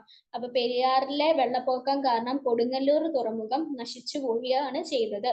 പിന്നെ പെരിയാറിൽ 1924 അതായത് മലയാള മാസം 1099 ഉണ്ടായ വെള്ളപ്പൊക്കം അറിയപ്പെടുന്ന പേരാണ് 99-ലെ വെള്ളപ്പൊക്കം എന്ന്. പെരിയാറിൽ 1924 വെള്ളപ്പൊക്കം ഉണ്ടാവുണ്ടായി. അത് ഈ മലയാള മാസം 1099. അപ്പൊ അതുകൊണ്ട് തന്നെ ആ ഒരു വെള്ളപ്പൊക്കം അറിയപ്പെടുന്നത് 99-ലെ വെള്ളപ്പൊക്കം എന്നാണ്. കാരണം 99-ലെ വെള്ളപ്പൊക്കം എന്ന് പറയാൻ കാരണം മലയാള മാസം 1099 ആയിരുന്നു അന്ന്. അപ്പൊ അതുകൊണ്ടാണ് 99-ലെ വെള്ളപ്പൊക്കം എന്ന് വിശേഷിപ്പിക്കുന്നത്. പെരിയാറിന്റെ തീരത്തുള്ള വന്യജീവി സങ്കേതങ്ങൾ ഏതാണെന്നറിയോ നിങ്ങൾക്ക്? തേക്കടി വന്യജീവി സങ്കേതവും തട്ടേക്കാട് പക്ഷി സങ്കേതവുമാണ് പെരിയാറിന്റെ തീരത്തുള്ള വന്യജീവി സങ്കേതങ്ങൾ. ഏതൊക്കെയാണ്? തേക്കടി വന്യജീവി സങ്കേതവും തട്ടേക്കാട് പക്ഷി സങ്കേതവും. എക്സ്ക്യൂസ് മീ, എനിക്ക് ത്രോട്ട് ഇൻഫെക്ഷൻ ഉണ്ട്, അതുകൊണ്ടാണ് ഇടയ്ക്കിടയ്ക്ക് ഒരു ഡിസ്റ്റർബൻസ് വരുന്നത്. I am very sorry.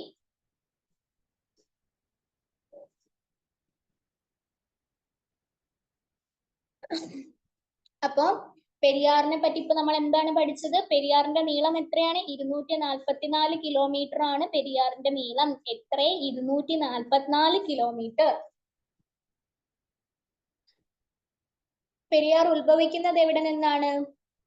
Sivagiri മലകൾ, തമിഴ്നാട്. തമിഴ്നാട്ടിലെ ശിവഗിരി മലകളിൽ നിന്നാണ് പെരിയാർ ഉത്ഭവിക്കുന്നത്. കേരളത്തിലെ ഏറ്റവും നീളം കൂടിയ നദിയാണ് പെരിയാർ. അർത്ഥശാസ്ത്രത്തിൽ ചൂർണി എന്ന പേരിൽ പരാമർശിക്കുന്ന നദിയും ശങ്കരാചാര്യർ പൂർണ എന്ന് പരാമർശിച്ച നദിയും കേരളത്തിന്റെ ജീവരേഖ എന്നറിയപ്പെടുന്ന നദിയും ആലുവ പുഴ, കാലടിപ്പുഴ എന്നറിയപ്പെടുന്ന നദിയും ആദിശങ്കരകീർത്തി സപ്തമണ്ഡപം സ്ഥിതി ചെയ്യുന്ന നദിയും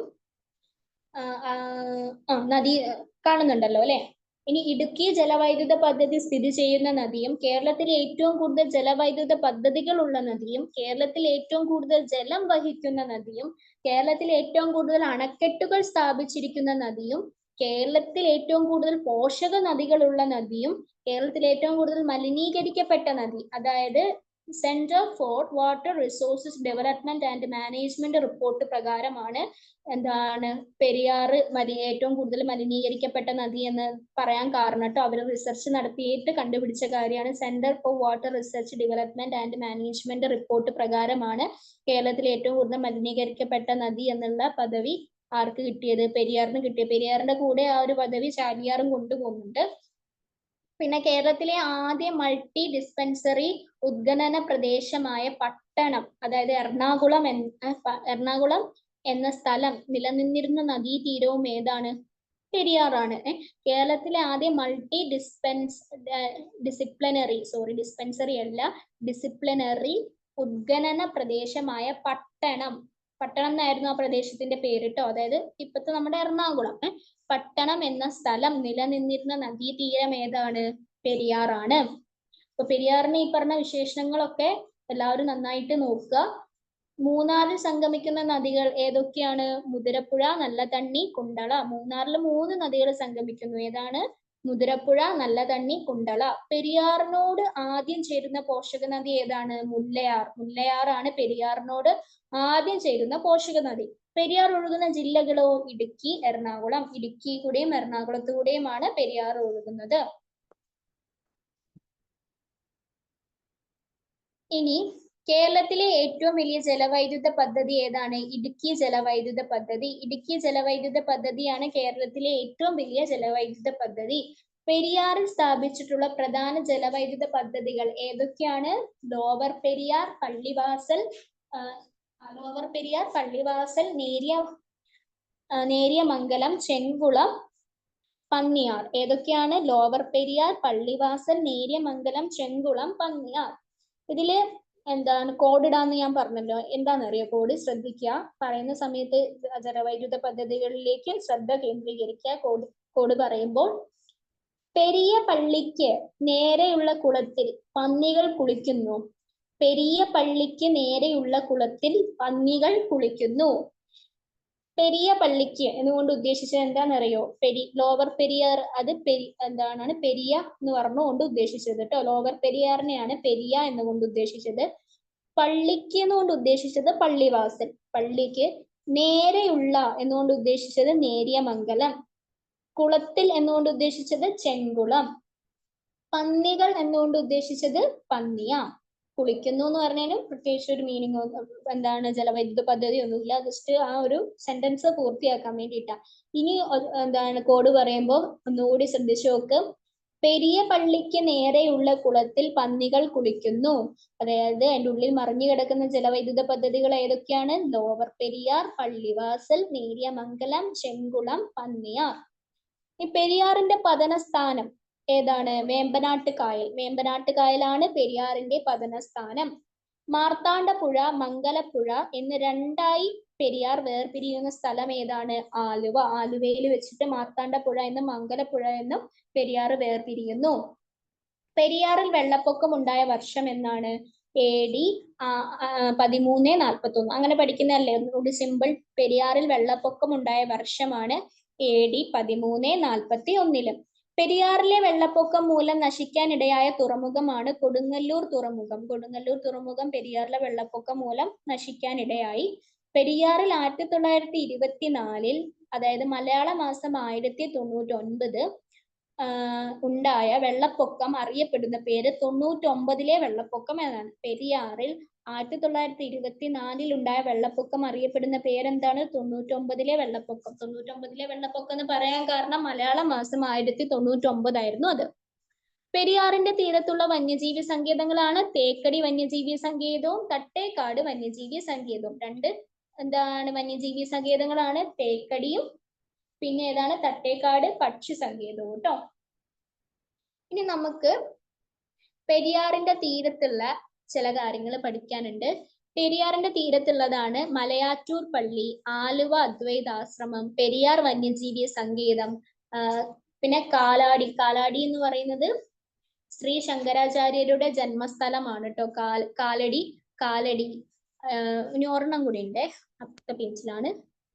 ആലുവ, പ്രസിദ്ധമായ ആലുവ ശിവരാത്രി മഹോത്സവം നടക്കുന്നത് പെരിയാറിന്റെ തീരത്താണ്. അതൊരു അറിവ് തന്നെയാണ് കേട്ടോ. പ്രസിദ്ധമായ ആലുവ ശിവരാത്രി മഹോത്സവം നടക്കുന്നത് പെരിയാറിന്റെ തീരത്താണ്. അപ്പോൾ പെരിയാറിന്റെ തീരത്ത് എന്തൊക്കെയാണ് സ്ഥിതി ചെയ്യുന്നത്? മലയാറ്റൂർ പള്ളി, ആലുവ അദ്വൈതാശ്രമം, പെരിയാർ വന്യജീവി സങ്കേതം, കാലടി എന്ന് പറയുന്നത് ശ്രീ ശങ്കരാചാര്യരുടെ ജന്മസ്ഥലം, പിന്നെ ആലുവ പ്രസിദ്ധമായ ആലുവ ശിവരാത്രി മഹോത്സവം നടക്കുന്നത് പെരിയാറിന്റെ തീരത്താണ്. ഇനി നമുക്ക് പ്രാചീന നാമം അല്ലെങ്കിൽ അറിയപ്പെടുന്ന പേരുകൾ, ഓരോ നദികളുടെയും പ്രാചീന നാമവും അല്ലെങ്കിൽ അത് അറിയപ്പെടുന്ന പേരുകളും ഏതൊക്കെയാന്ന് നോക്കാം. കേരളത്തിന്റെ ജീവരേഖ അഥവാ ചൂർണി എന്നറിയപ്പെടുന്നത് ഏതാണ്? പെരിയാറാണ്. കേരളത്തിന്റെ രേഖ ചൂർണി എന്നറിയപ്പെടുന്നത് അർത്ഥശാസ്ത്രത്തില്. പിന്നെ ശങ്കരാചാര്യര് വേറൊരു പേരും കൂടെ എന്താണ് പെരിയാറിനെ വിശേഷിപ്പിച്ചിരുന്നു, ഏത്? പൂർണ്ണ. അപ്പൊ കേരളത്തിന്റെ ജീവരേഖ ചൂർണി, പൂർണ്ണ എന്നിങ്ങനെയൊക്കെ അറിയപ്പെടുന്ന നദി ഏതാണ്? പെരിയാർ. അടുത്തത് തലയാർ എന്ന് അറിയപ്പെടുന്നത് പാമ്പാർ ആണ് തലയാർ എന്നറിയപ്പെടുന്നത്. ബേപ്പൂർ പുഴ ചാലിയാറ്, കരിമ്പുഴ കടലുണ്ടിപ്പുഴ, ബാരിസ് അഥവാ ദക്ഷിണ ഭഗീരഥി എന്നറിയപ്പെടുന്നത് ഏതാണ്? പമ്പ. നിള പേരാറ് ഭാരതപ്പുഴ, പയസ്വനി ചന്ദ്രഗിരിപ്പുഴ, ചിറ്റൂർ പുഴ കണ്ണാടിപ്പുഴ, മഞ്ഞനദി കുറ്റ്യാടിപ്പുഴ. കേരളത്തിലെ ഇംഗ്ലീഷ് ചാനൽ ഇത് ഇമ്പോർട്ടന്റ് ആണ് കേട്ടോ. ഈ കേരളത്തിലെ ഇംഗ്ലീഷ് ചാനൽ അത് മയ്യഴിപ്പുഴ. അത് പലയിടത്തും ചോദിച്ചു കണ്ടിട്ടുണ്ട്, അതുകൊണ്ട് തന്നെ അതൊന്ന് എടുത്ത് പഠിച്ചോട്ടോ. കേരളത്തിലെ ഇംഗ്ലീഷ് ചാനൽ എന്നറിയപ്പെടുന്നത് മയ്യഴിപ്പുഴയാണ്. അപ്പൊ ഒന്നുകൂടി നമുക്ക് നോക്കാം. പ്രാചീന നാമം അല്ലെങ്കിൽ അറിയപ്പെടുന്ന പേരുകൾ: കേരളത്തിന്റെ ജീവരേഖ ചൂർണി, പൂർണ്ണ ഞാനിതിൽ ആഡ് ചെയ്തിട്ടില്ല, പൂർണ്ണ ഉണ്ട് കേട്ടോ. അതായത് ശങ്കരാചാര്യര് പൂർണ്ണ എന്ന് വിശേഷിപ്പിച്ചിട്ടുണ്ടായിരുന്നല്ലോ പെരിയാറിനെ. അപ്പൊ കേരളത്തിന്റെ ജീവരേഖ ചൂർണി, പൂർണ്ണ എന്നൊക്കെ അറിയപ്പെടുന്ന നദി പെരിയാറ്. തലയാറ് പാമ്പാറ്, ബേപ്പൂർ പുഴ ചാലിയാറ്, കരിമ്പുഴ കടലുണ്ടിപ്പുഴ, ബാരിസ് ദക്ഷിണ ഭഗീരഥി ഇതൊക്കെ ഏതാണ്? പമ്പ. നിള പേരാർ ഒക്കെ ഭാരതപ്പുഴ, പയസ്വനി ചന്ദ്രഗിരിപ്പുഴ, ചിറ്റൂർ പുഴ കണ്ണാടിപ്പുഴ, മഞ്ഞനദി കുറ്റ്യാടിപ്പുഴ. ഇനി പെരിയാറിൽ സ്ഥാപിക്കപ്പെട്ട പ്രധാന അണക്കെട്ടുകൾ ഏതൊക്കെയാണ്? മുല്ലപ്പെരിയാർ ഡാം, പിന്നെ എന്താണ് Bhoothathankettu, Kundala dam, Mattupetty dam, Idukki dam, Cheruthoni dam, Kulamavu dam, Irattayar dam, lower Periyar, Idamalayar dam, Chenkulam dam, Anayirangal dam, Ponmudi dam. ഇതൊക്കെയാണ് പെരിയാറിൽ സ്ഥാപിച്ചിട്ടുള്ള പ്രധാന അണക്കെട്ടുകൾ എന്ന് പറയുന്നത്. അപ്പൊ ഒരുപാട് അണക്കെട്ടുകൾ പെരിയാറിൽ സ്ഥാപിച്ചിട്ടുണ്ട്. അതിൽ ചില പ്രധാനപ്പെട്ട ജലവൈദ്യുത പദ്ധതികൾ നമ്മൾ ഓടിട്ട് പഠിച്ചല്ലോ അല്ലെ. ഇതിൽ ഇനി അണക്കെട്ടുകളാണ് പെരിയാറിൽ സ്ഥാപിച്ചിട്ടുള്ള പ്രധാന അണക്കെട്ടുകൾ. ഏതൊക്കെയാണ്? Mullaperiyar dam, Bhoothathankettu, Kundala dam, Mattupetty dam, Idukki dam, Cheruthoni dam, Kulamavu dam, Irattayar dam, lower Periyar, Idamalayar dam, Chenkulam dam, Anayirangal dam, Ponmudi dam. ഒന്നുകൂടി അത് നല്ലതുപോലെ ഒന്ന് ശ്രദ്ധിച്ച് പഠിക്കുക കേട്ടോ. അടുത്ത നമുക്ക് ആരുടെ അടുത്തേക്ക് പോകാം? ഭാരതപ്പുഴയിലേക്ക് നമുക്ക് പോകാം. ഭാരതപ്പുഴയുടെ നീളം എത്രയാ? 209 കിലോമീറ്റർ ആണ് ഭാരതപ്പുഴയുടെ നീളം എന്ന് പറയുന്നത്. എത്രയാണ് ഭാരതപ്പുഴയുടെ നീളം? 209 കിലോമീറ്റർ. ഉത്ഭവസ്ഥാനമോ? ആനമലയിൽ നിന്നിട്ടാണ് ഭാരതപ്പുഴ ഉത്ഭവിക്കുന്നത്. കേരളത്തിലെ രണ്ടാമത്തെ വലിയ നദിയാണ് ഏത്? ഭാരതപ്പുഴ. കേരളത്തിലെ രണ്ടാമത്തെ വലിയ നദി ഭാരതപ്പുഴയാണ്. കേരളത്തിന്റെ നൈൽ എന്നറിയപ്പെടുന്നതും ഏതാണ്? ഭാരതപ്പുഴയാണ്. ഭാരതപ്പുഴ ഒഴുകുന്ന ജില്ലകൾ ഏതൊക്കെയാന്ന് ഓർമ്മയുണ്ടോ? നമ്മളിപ്പോ പഠിച്ചിരുന്നു. പാലക്കാട്, തൃശ്ശൂര്, മലപ്പുറം, ഈ 3 ജില്ലകളിൽ കൂടിയാണ് ഭാരതപ്പുഴ ഒഴുകുന്നത്. ഭാരതപ്പുഴ അറബിക്കടലിൽ പതിക്കുന്ന സ്ഥലമാണ് പൊന്നാനി ട്ടോ. ഭാരതപ്പുഴ അറബിക്കടലിൽ പതിക്കുന്ന സ്ഥലം പൊന്നാനിയിലാണ്. ഭാരതപ്പുഴയുടെ അഴിമുഖത്ത് സ്ഥിതി ചെയ്യുന്ന മത്സ്യബന്ധന തുറമുഖമാണ് പൊന്നാനി തുറമുഖം. ഭാരതപ്പുഴയുടെ അഴിമുഖത്ത് സ്ഥിതി ചെയ്യുന്ന മത്സ്യബന്ധന തുറമുഖം ഏതാണ്? പൊന്നാനി തുറമുഖമാണ്. പിന്നെ ചിറ്റൂരിലെ ഭാരതപ്പുഴ അറിയപ്പെടുന്നത് ശോകനാശിനി പുഴ എന്ന് പറഞ്ഞ പേരിലാണ് കേട്ടോ. ചിറ്റൂരിലെ ഭാരതപ്പുഴ അറിയപ്പെടുന്ന പേരാണ് ശോകനാശിനി പുഴ. ഭാരതപ്പുഴയ്ക്ക് ഈ ശോകനാശിനി എന്ന് പറഞ്ഞ പേര് നൽകിയത് തുഞ്ചത്ത് രാമാനുജൻ എഴുത്തച്ഛനാണ്. നമ്മുടെ എഴുത്തച്ഛനാണ് ഭാരതപ്പുഴയ്ക്ക് ശോകനാശിനി എന്ന് പറയുന്ന പേര് നൽകിയത്. ആ ശോകനാശിനി എന്ന് പറഞ്ഞ പേരിൽ ഭാരതപ്പുഴ അറിയപ്പെടുന്നത് എവിടെയാണ്? ചിറ്റൂരിലാണ്. പിന്നെ നാരായണീയം രചിച്ച മേൽപ്പത്തൂർ നാരായണ ഭട്ടതിരിയുടെ ജന്മസ്ഥലം ഏതാണ്? തിരുനാവായാണ്. അതായത് നാരായണീയം രചിച്ച മേൽപ്പത്തൂർ നാരായണ ഭട്ടതിരിയുടെ ജന്മസ്ഥലം തിരുനാവായാണ്. ഈ നാരായണീയം രചിച്ച മേൽപ്പത്തൂർ നാരായണ ഭട്ടതിരി എന്ന് പറയുന്ന അത് അദ്ദേഹത്തെ ഓർത്തു വെക്കാനാണെങ്കിൽ, അതായത് അദ്ദേഹത്തെ ഒരു പരിധി വരെ ഒരു ആൾക്കും അങ്ങനെ അറിയാൻ ചാൻസ് ഇല്ല. പക്ഷെ നിങ്ങൾ ഏവർക്കും ചെറുപ്പം മുതലേ പൂന്താനത്തെ അറിയാൻ സാധ്യതയുണ്ട്. കാരണം പൂന്താനത്തിന്റെ ജ്ഞാനപ്പാനയിലെ പല വരികളും നമുക്ക് ചെറുപ്പത്തിലെ സ്കൂളുകളിലും ഈവൻ കോളേജുകളിലാണെങ്കിൽ കൂടിയിട്ട് പലതിലും പഠിക്കാനൊക്കെ ഉണ്ടായിരുന്നു കാണും അല്ലേ? അപ്പോ ഈ പൂന്താനം ഈ ജ്ഞാനപ്പാന എന്ന് പറയുന്ന കൃതി എഴുതി ആദ്യം കൊണ്ടുപോയി കാണിച്ചത് ആരെയാണ്? ഈ മേൽപ്പത്തൂർ നാരായണ ഭട്ടതിരിനെയാണ്. ആദ്യം അദ്ദേഹം അത് നിഷേധിക്കുകയും പിന്നീട് ഒരു സ്വപ്നത്തിലൂടെ ഭഗവാൻ കൃഷ്ണൻ അദ്ദേഹത്തിന്റെ അടുത്ത് വന്ന് പറയുകയും ആ സാധുവിന്റെ ആ കൃതി നീ സ്വീകരിക്കണം, അതിനെ പുകഴ്ത്തണം, എന്നാൽ മാത്രമേ നിന്റെ അസുഖം ഞാൻ ഭേദമാക്കി തരുള്ളൂ എന്ന് അങ്ങനെ ഒരു കഥയുണ്ട്. ചെറുപ്പത്തില് നമുക്ക് പഠിക്കാനുണ്ടായിരുന്നതാണ്. ഇതൊക്കെ ടീച്ചേഴ്സ് പറഞ്ഞു തന്ന ഓരോ ഓർമ്മകളാണ് കേട്ടോ. അപ്പൊ അങ്ങനെ പറയുകയും തൊട്ടടുത്ത ദിവസം തന്നെ ഈ നാരായണ ഭട്ടതിരി ചെന്ന് പൂന്താനത്തെ കാണുകയും പൂന്താനം എഴുതിയ ജ്ഞാനപ്പാനയെ എന്താ ചെയ്തത്? പ്രശംസിക്കുകയും അതോട് കൂടിയിട്ട് അദ്ദേഹത്തിന്റെ ദീനം, അതായത് അദ്ദേഹത്തിന്റെ കാലിന് എന്തോ വാദത്തിന്റെ രോഗം അങ്ങനെ എന്തോ ഉണ്ടായിരുന്നു, അത് മാറിക്കിട്ടുകയും ചെയ്തു എന്നാണ് പുരാണങ്ങളിലൊക്കെ പറഞ്ഞിട്ടുള്ളത്. എത്രത്തോളം സത്യമാണെന്നൊന്നും അറിയില്ല. ചിലപ്പോൾ സാങ്കല്പികമായിരിക്കാം. അതൊക്കെ ഓരോരുത്തരുടെയും വിശ്വാസങ്ങളാണ്. അപ്പൊ അങ്ങനെ ഒരു ഇതുണ്ട്. അപ്പൊ ഈ മേൽപ്പത്തൂർ നാരായണ ഭട്ടതിരി എന്ന് പറയുന്ന സമയത്ത് അറിയുന്ന ആൾക്കാർക്ക് ഓടി വരുന്നത് പൂന്താനം. ഇപ്പൊ ഞാനിത് കേട്ട സമയത്ത് എന്റെ മൈൻഡിലേക്ക് പൂന്താനമാണ് വന്നത്. ഇപ്പൊ പൂന്താനത്തിന് നമുക്കൊരു അറിവ് കിട്ടിയില്ലേ? ജ്ഞാനപ്പാന. ഇനി അറിയാത്തവരുണ്ടെങ്കിൽ അറിഞ്ഞോളൂ, ജ്ഞാനപ്പാന എഴുതിയത് പൂന്താനമാണ്. അപ്പൊ അങ്ങനെ ഒരു കണക്ഷൻ ഈ മേൽപ്പത്തൂർ നാരായണ ഭട്ടതിരിയും പൂന്താനവും തമ്മിലുണ്ട് കേട്ടോ. അപ്പൊ ഈ മേൽപ്പത്തൂർ നാരായണ ഭട്ടതിരിയുടെ ജന്മസ്ഥലം എന്ന് പറയുന്നത് തിരുനാവായയാണ്. പ്രസിദ്ധമായ മാമാങ്കം ആഘോഷം നടക്കുന്ന സ്ഥലം ഏതാണ്? തിരുനാവായയാണ് കേട്ടോ. അതായത് അതുകൊണ്ടാണ് ഭാരതപ്പുഴയുടെ തീരത്താണ് എന്ത് ഈ തിരുനാവായ ഉള്ളത്.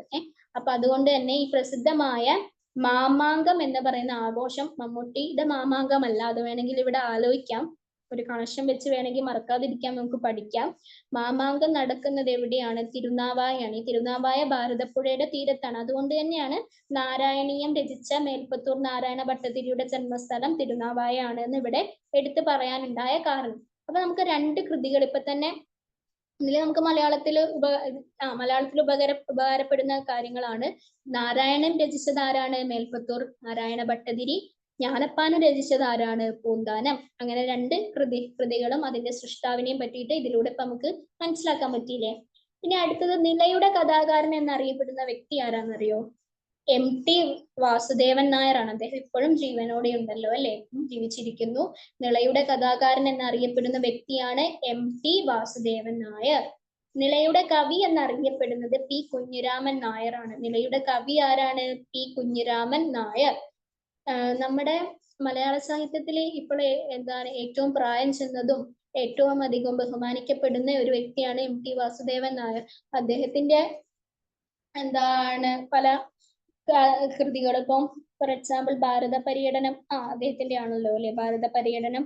അതില് എന്താ നമ്മൾ പാരമ്പര്യമായിട്ട് കേട്ടുകൊണ്ട് വരുന്ന കഥകളിൽ നിന്ന് വ്യത്യസ്തമായിട്ട് എന്താണ്, അതായത് ദുഷ്ടകഥാപാത്രങ്ങൾക്കും ഒരു നല്ല എന്താണ് രീതിയിലുള്ള എന്താണ് ഇതൊക്കെ അദ്ദേഹം കൊടുക്കുന്നുണ്ട്. ഇങ്ങനെ ആയിക്കൂടെ എന്ന് അദ്ദേഹം ചിന്തിക്കുന്നുണ്ട്. ഇപ്പം നമ്മൾ ചെറുപ്പം മുതലേ കേട്ടുകൊണ്ടിരുന്ന ഒരു കാര്യമാണ് വടക്കൻ വീരഗാഥ. അത് അദ്ദേഹത്തിന്റെ ആണല്ലോ, വടക്കൻ വീരഗാഥ. വടക്കൻ വീരഗാഥയിലെ ചന്തു ചതിയനാണ് എന്നാണ് നമ്മൾ ചെറുപ്പം മുതലേ കേട്ടുകൊണ്ടിരുന്നത്. പക്ഷെ അദ്ദേഹത്തിന്റെ വടക്കൻ വീരഗാഥയിൽ മമ്മൂട്ടി അഭിനയിക്കുമ്പോൾ നമുക്ക് എന്താ, ആ ചന്തുവിനോട് സിമ്പതിയാണ്. അദ്ദേഹത്തിന്റെ സൃഷ്ടിയിൽ നിന്ന് ആലോചിക്കുകയാണ്, ഇങ്ങനെ ആയിക്കൂടെ, ചന്തുവിന് ഇങ്ങനെ സംഭവിച്ചതായിക്കൂടെ എന്ന് ചിന്തിക്കുകയാണ്. പക്ഷെ യഥാർത്ഥത്തിൽ ചന്തു ചതിയനാണ് കേട്ടോ. വടക്കൻ വീരഗാഥയില് ചതിയൻ ചന്തു ആണ്. ബട്ട് എന്താണ്, MTയുടെ ഇതില് ചന്തു ഒരു സാധുവാണ്. ഇങ്ങനെ സംഭവിച്ചതായിരിക്കൂലേ എന്ന് അദ്ദേഹം ചിന്തിച്ച് എന്താണ് അത് ചന്തുവിന് നല്ലൊരു പരിവേഷം കൊടുത്ത് അദ്ദേഹം രചിച്ചത്. അദ്ദേഹത്തിന്റെ സൃഷ്ടിയാണ്, അദ്ദേഹത്തിന്റെ സ്വാതന്ത്ര്യമാണ്. അപ്പം എന്താണ്, എന്നിരുന്നാലും നമ്മളെല്ലാവരും അത് ആസ്വദിക്കുകയും നമുക്ക് ചന്തു എന്ന് പറയുന്ന ക്യാരക്ടറിനോട് സിമ്പതി തോന്നുകയും അങ്ങനെ ഇങ്ങനെയൊക്കെ ചെയ്തിരുന്നല്ലോ. പക്ഷെ ഫാക്ട്സ് മനസ്സിലാക്കുക, ചന്തു യഥാർത്ഥത്തിൽ വടക്കം വീരഗാഥയിലെ ചതിയൻ തന്നെയായിരുന്നു, MTയുടെ സൃഷ്ടിയായിരുന്നു. ചന്തു നല്ലവനായി എന്നുള്ള രീതി, അതായത് നല്ലവനായിട്ടുള്ള ചന്തുവായിട്ട് അദ്ദേഹം സൃഷ്ടിച്ചെടുത്തതാണ് വടക്കൻ വീരഗാഥ എന്ന്. പക്ഷെ അതൊക്കെ നമ്മുടെ ഇതാണ് ഇതിന്ന് ഒരിക്കലും മാറാതെ കിടക്കുന്ന ഓരോ സൃഷ്ടികളാണ് മനസ്സിൽ നിന്ന്. അപ്പൊ വടക്കൻ വീരഗാഥ, ഇതേപോലെ തന്നെ ഭാരത പര്യടനം, ഇതൊക്കെ ആരുടെയാണ്?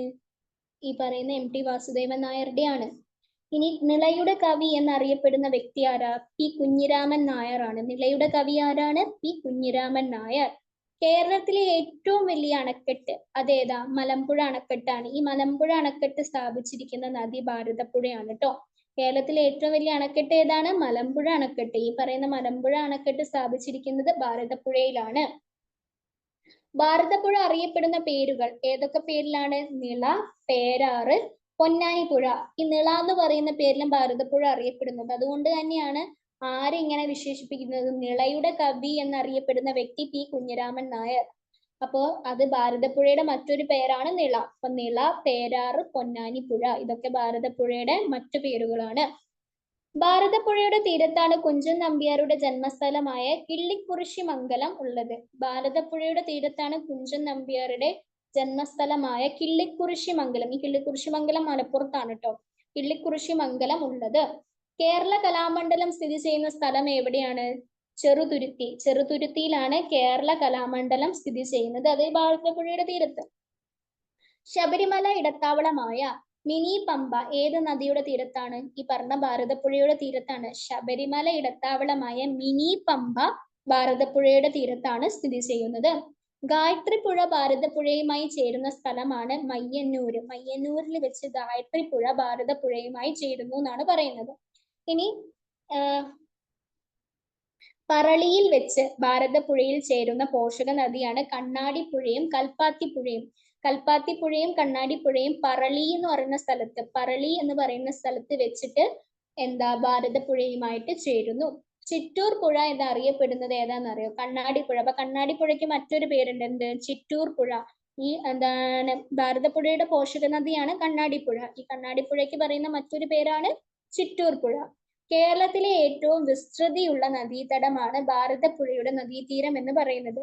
എങ്ങനെ? കേരളത്തിലെ ഏറ്റവും വിസ്തൃതിയുള്ള നദീതടമാണ് ഭാരതപ്പുഴയുടെ നദീതടം എന്ന് പറയുന്നത്. പിന്നെ കേരളത്തിലെ ആദ്യത്തെ ഉരുക്ക് തടയണ നിർമ്മിച്ചതും എവിടെയാണ്? ഭാരതപ്പുഴയിലാണ്. കേരളത്തിലെ ആദ്യത്തെ ഉരുക്ക് തടയണ നിർമ്മിച്ചിരിക്കുന്നതും എവിടെയാ?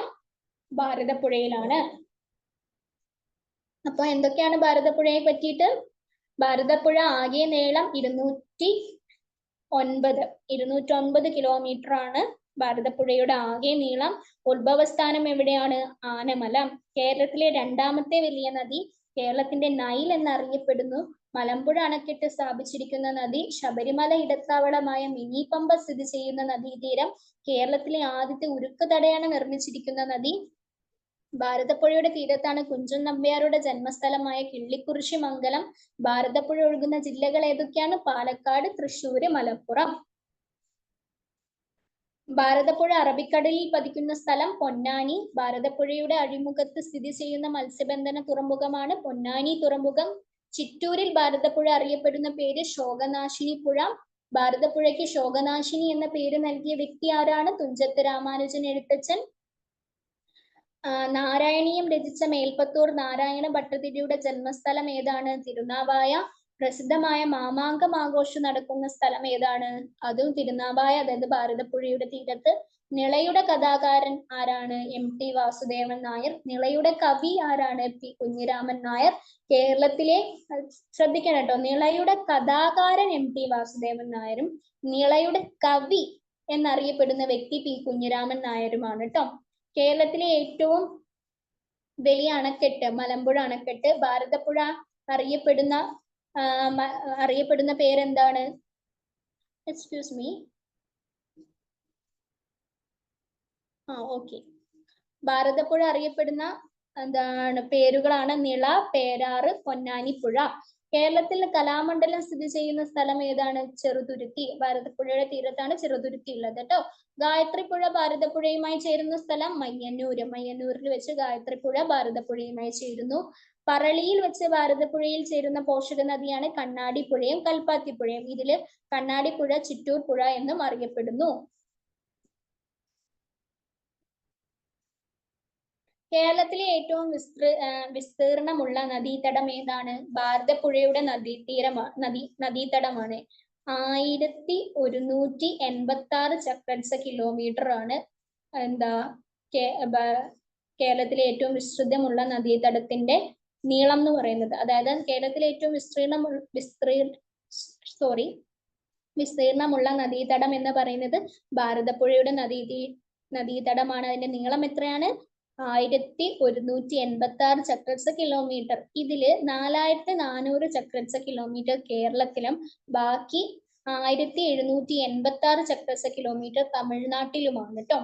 അപ്പൊ ഈ 6186 വേർതിരിക്കുമ്പോൾ ഈ 4400 കിലോമീറ്റർ കേരളത്തിലും ചക്രശ്ര കിലോമീറ്റർ കേരളത്തിലും ബാക്കി 1786 ചക്രശ്ര കിലോമീറ്റർ തമിഴ്നാട്ടിലുമായിട്ടാണ് കേട്ടോ. നിള തീരത്തെ പ്രസിദ്ധമായ ഒരു കലാരൂപം ഏതാണ്? തോൽപ്പാവക്കൂത്ത് കേട്ടോ. അതന്നെ, നിള തീരത്തെ ഏറ്റവും പ്രസിദ്ധമായ ഒരു കലാരൂപമാണ് തോൽപ്പാവക്കൂത്ത്. തോൽപ്പാവക്കൂത്ത് നിള തീരത്തെ പ്രസിദ്ധമായ ഒരു കലാരൂപമാണ്. ഇനി അല്ലാതെ കുറച്ച് ഫാക്ട്സ് നമുക്ക് നോക്കാനുണ്ട്. കേരളത്തിലെ ആകെ മൈനർ നദികളുടെ എണ്ണം എത്രയാണെന്ന് അറിയും? 40. കേരളത്തിൽ ആകെ മൈനർ ആയിട്ടുള്ള നദികളുടെ എണ്ണം 40 ആണ്. കേരളത്തിൽ ആകെ മീഡിയം നദികളുടെ എണ്ണം 4. അപ്പൊ കേരളത്തില് ആകെ മൈനർ നദികൾ എത്രയാണ്? 40. കേരളത്തിൽ മൊത്തത്തിൽ എത്രയുണ്ട്? 44 നദികളാണ് കേരളത്തിൽ മൊത്തത്തിലുള്ളത്. അതിൽ പടിഞ്ഞാറോട്ട് ഒഴുകുന്നത് എത്രയാണ്? 41. പിന്നെ എന്താണ് ഇങ്ങോട്ട് ഒഴുകുന്നതോ കിഴക്കോട്ട് ഒഴുകുന്നതോ? 3. കേരളത്തിൽ ആകെ മൈനർ നദികളുടെ എണ്ണം എത്രയാ? 40. കേരളത്തിലെ ആകെ മീഡിയം നദികളുടെ എണ്ണം എത്രയാ? 4.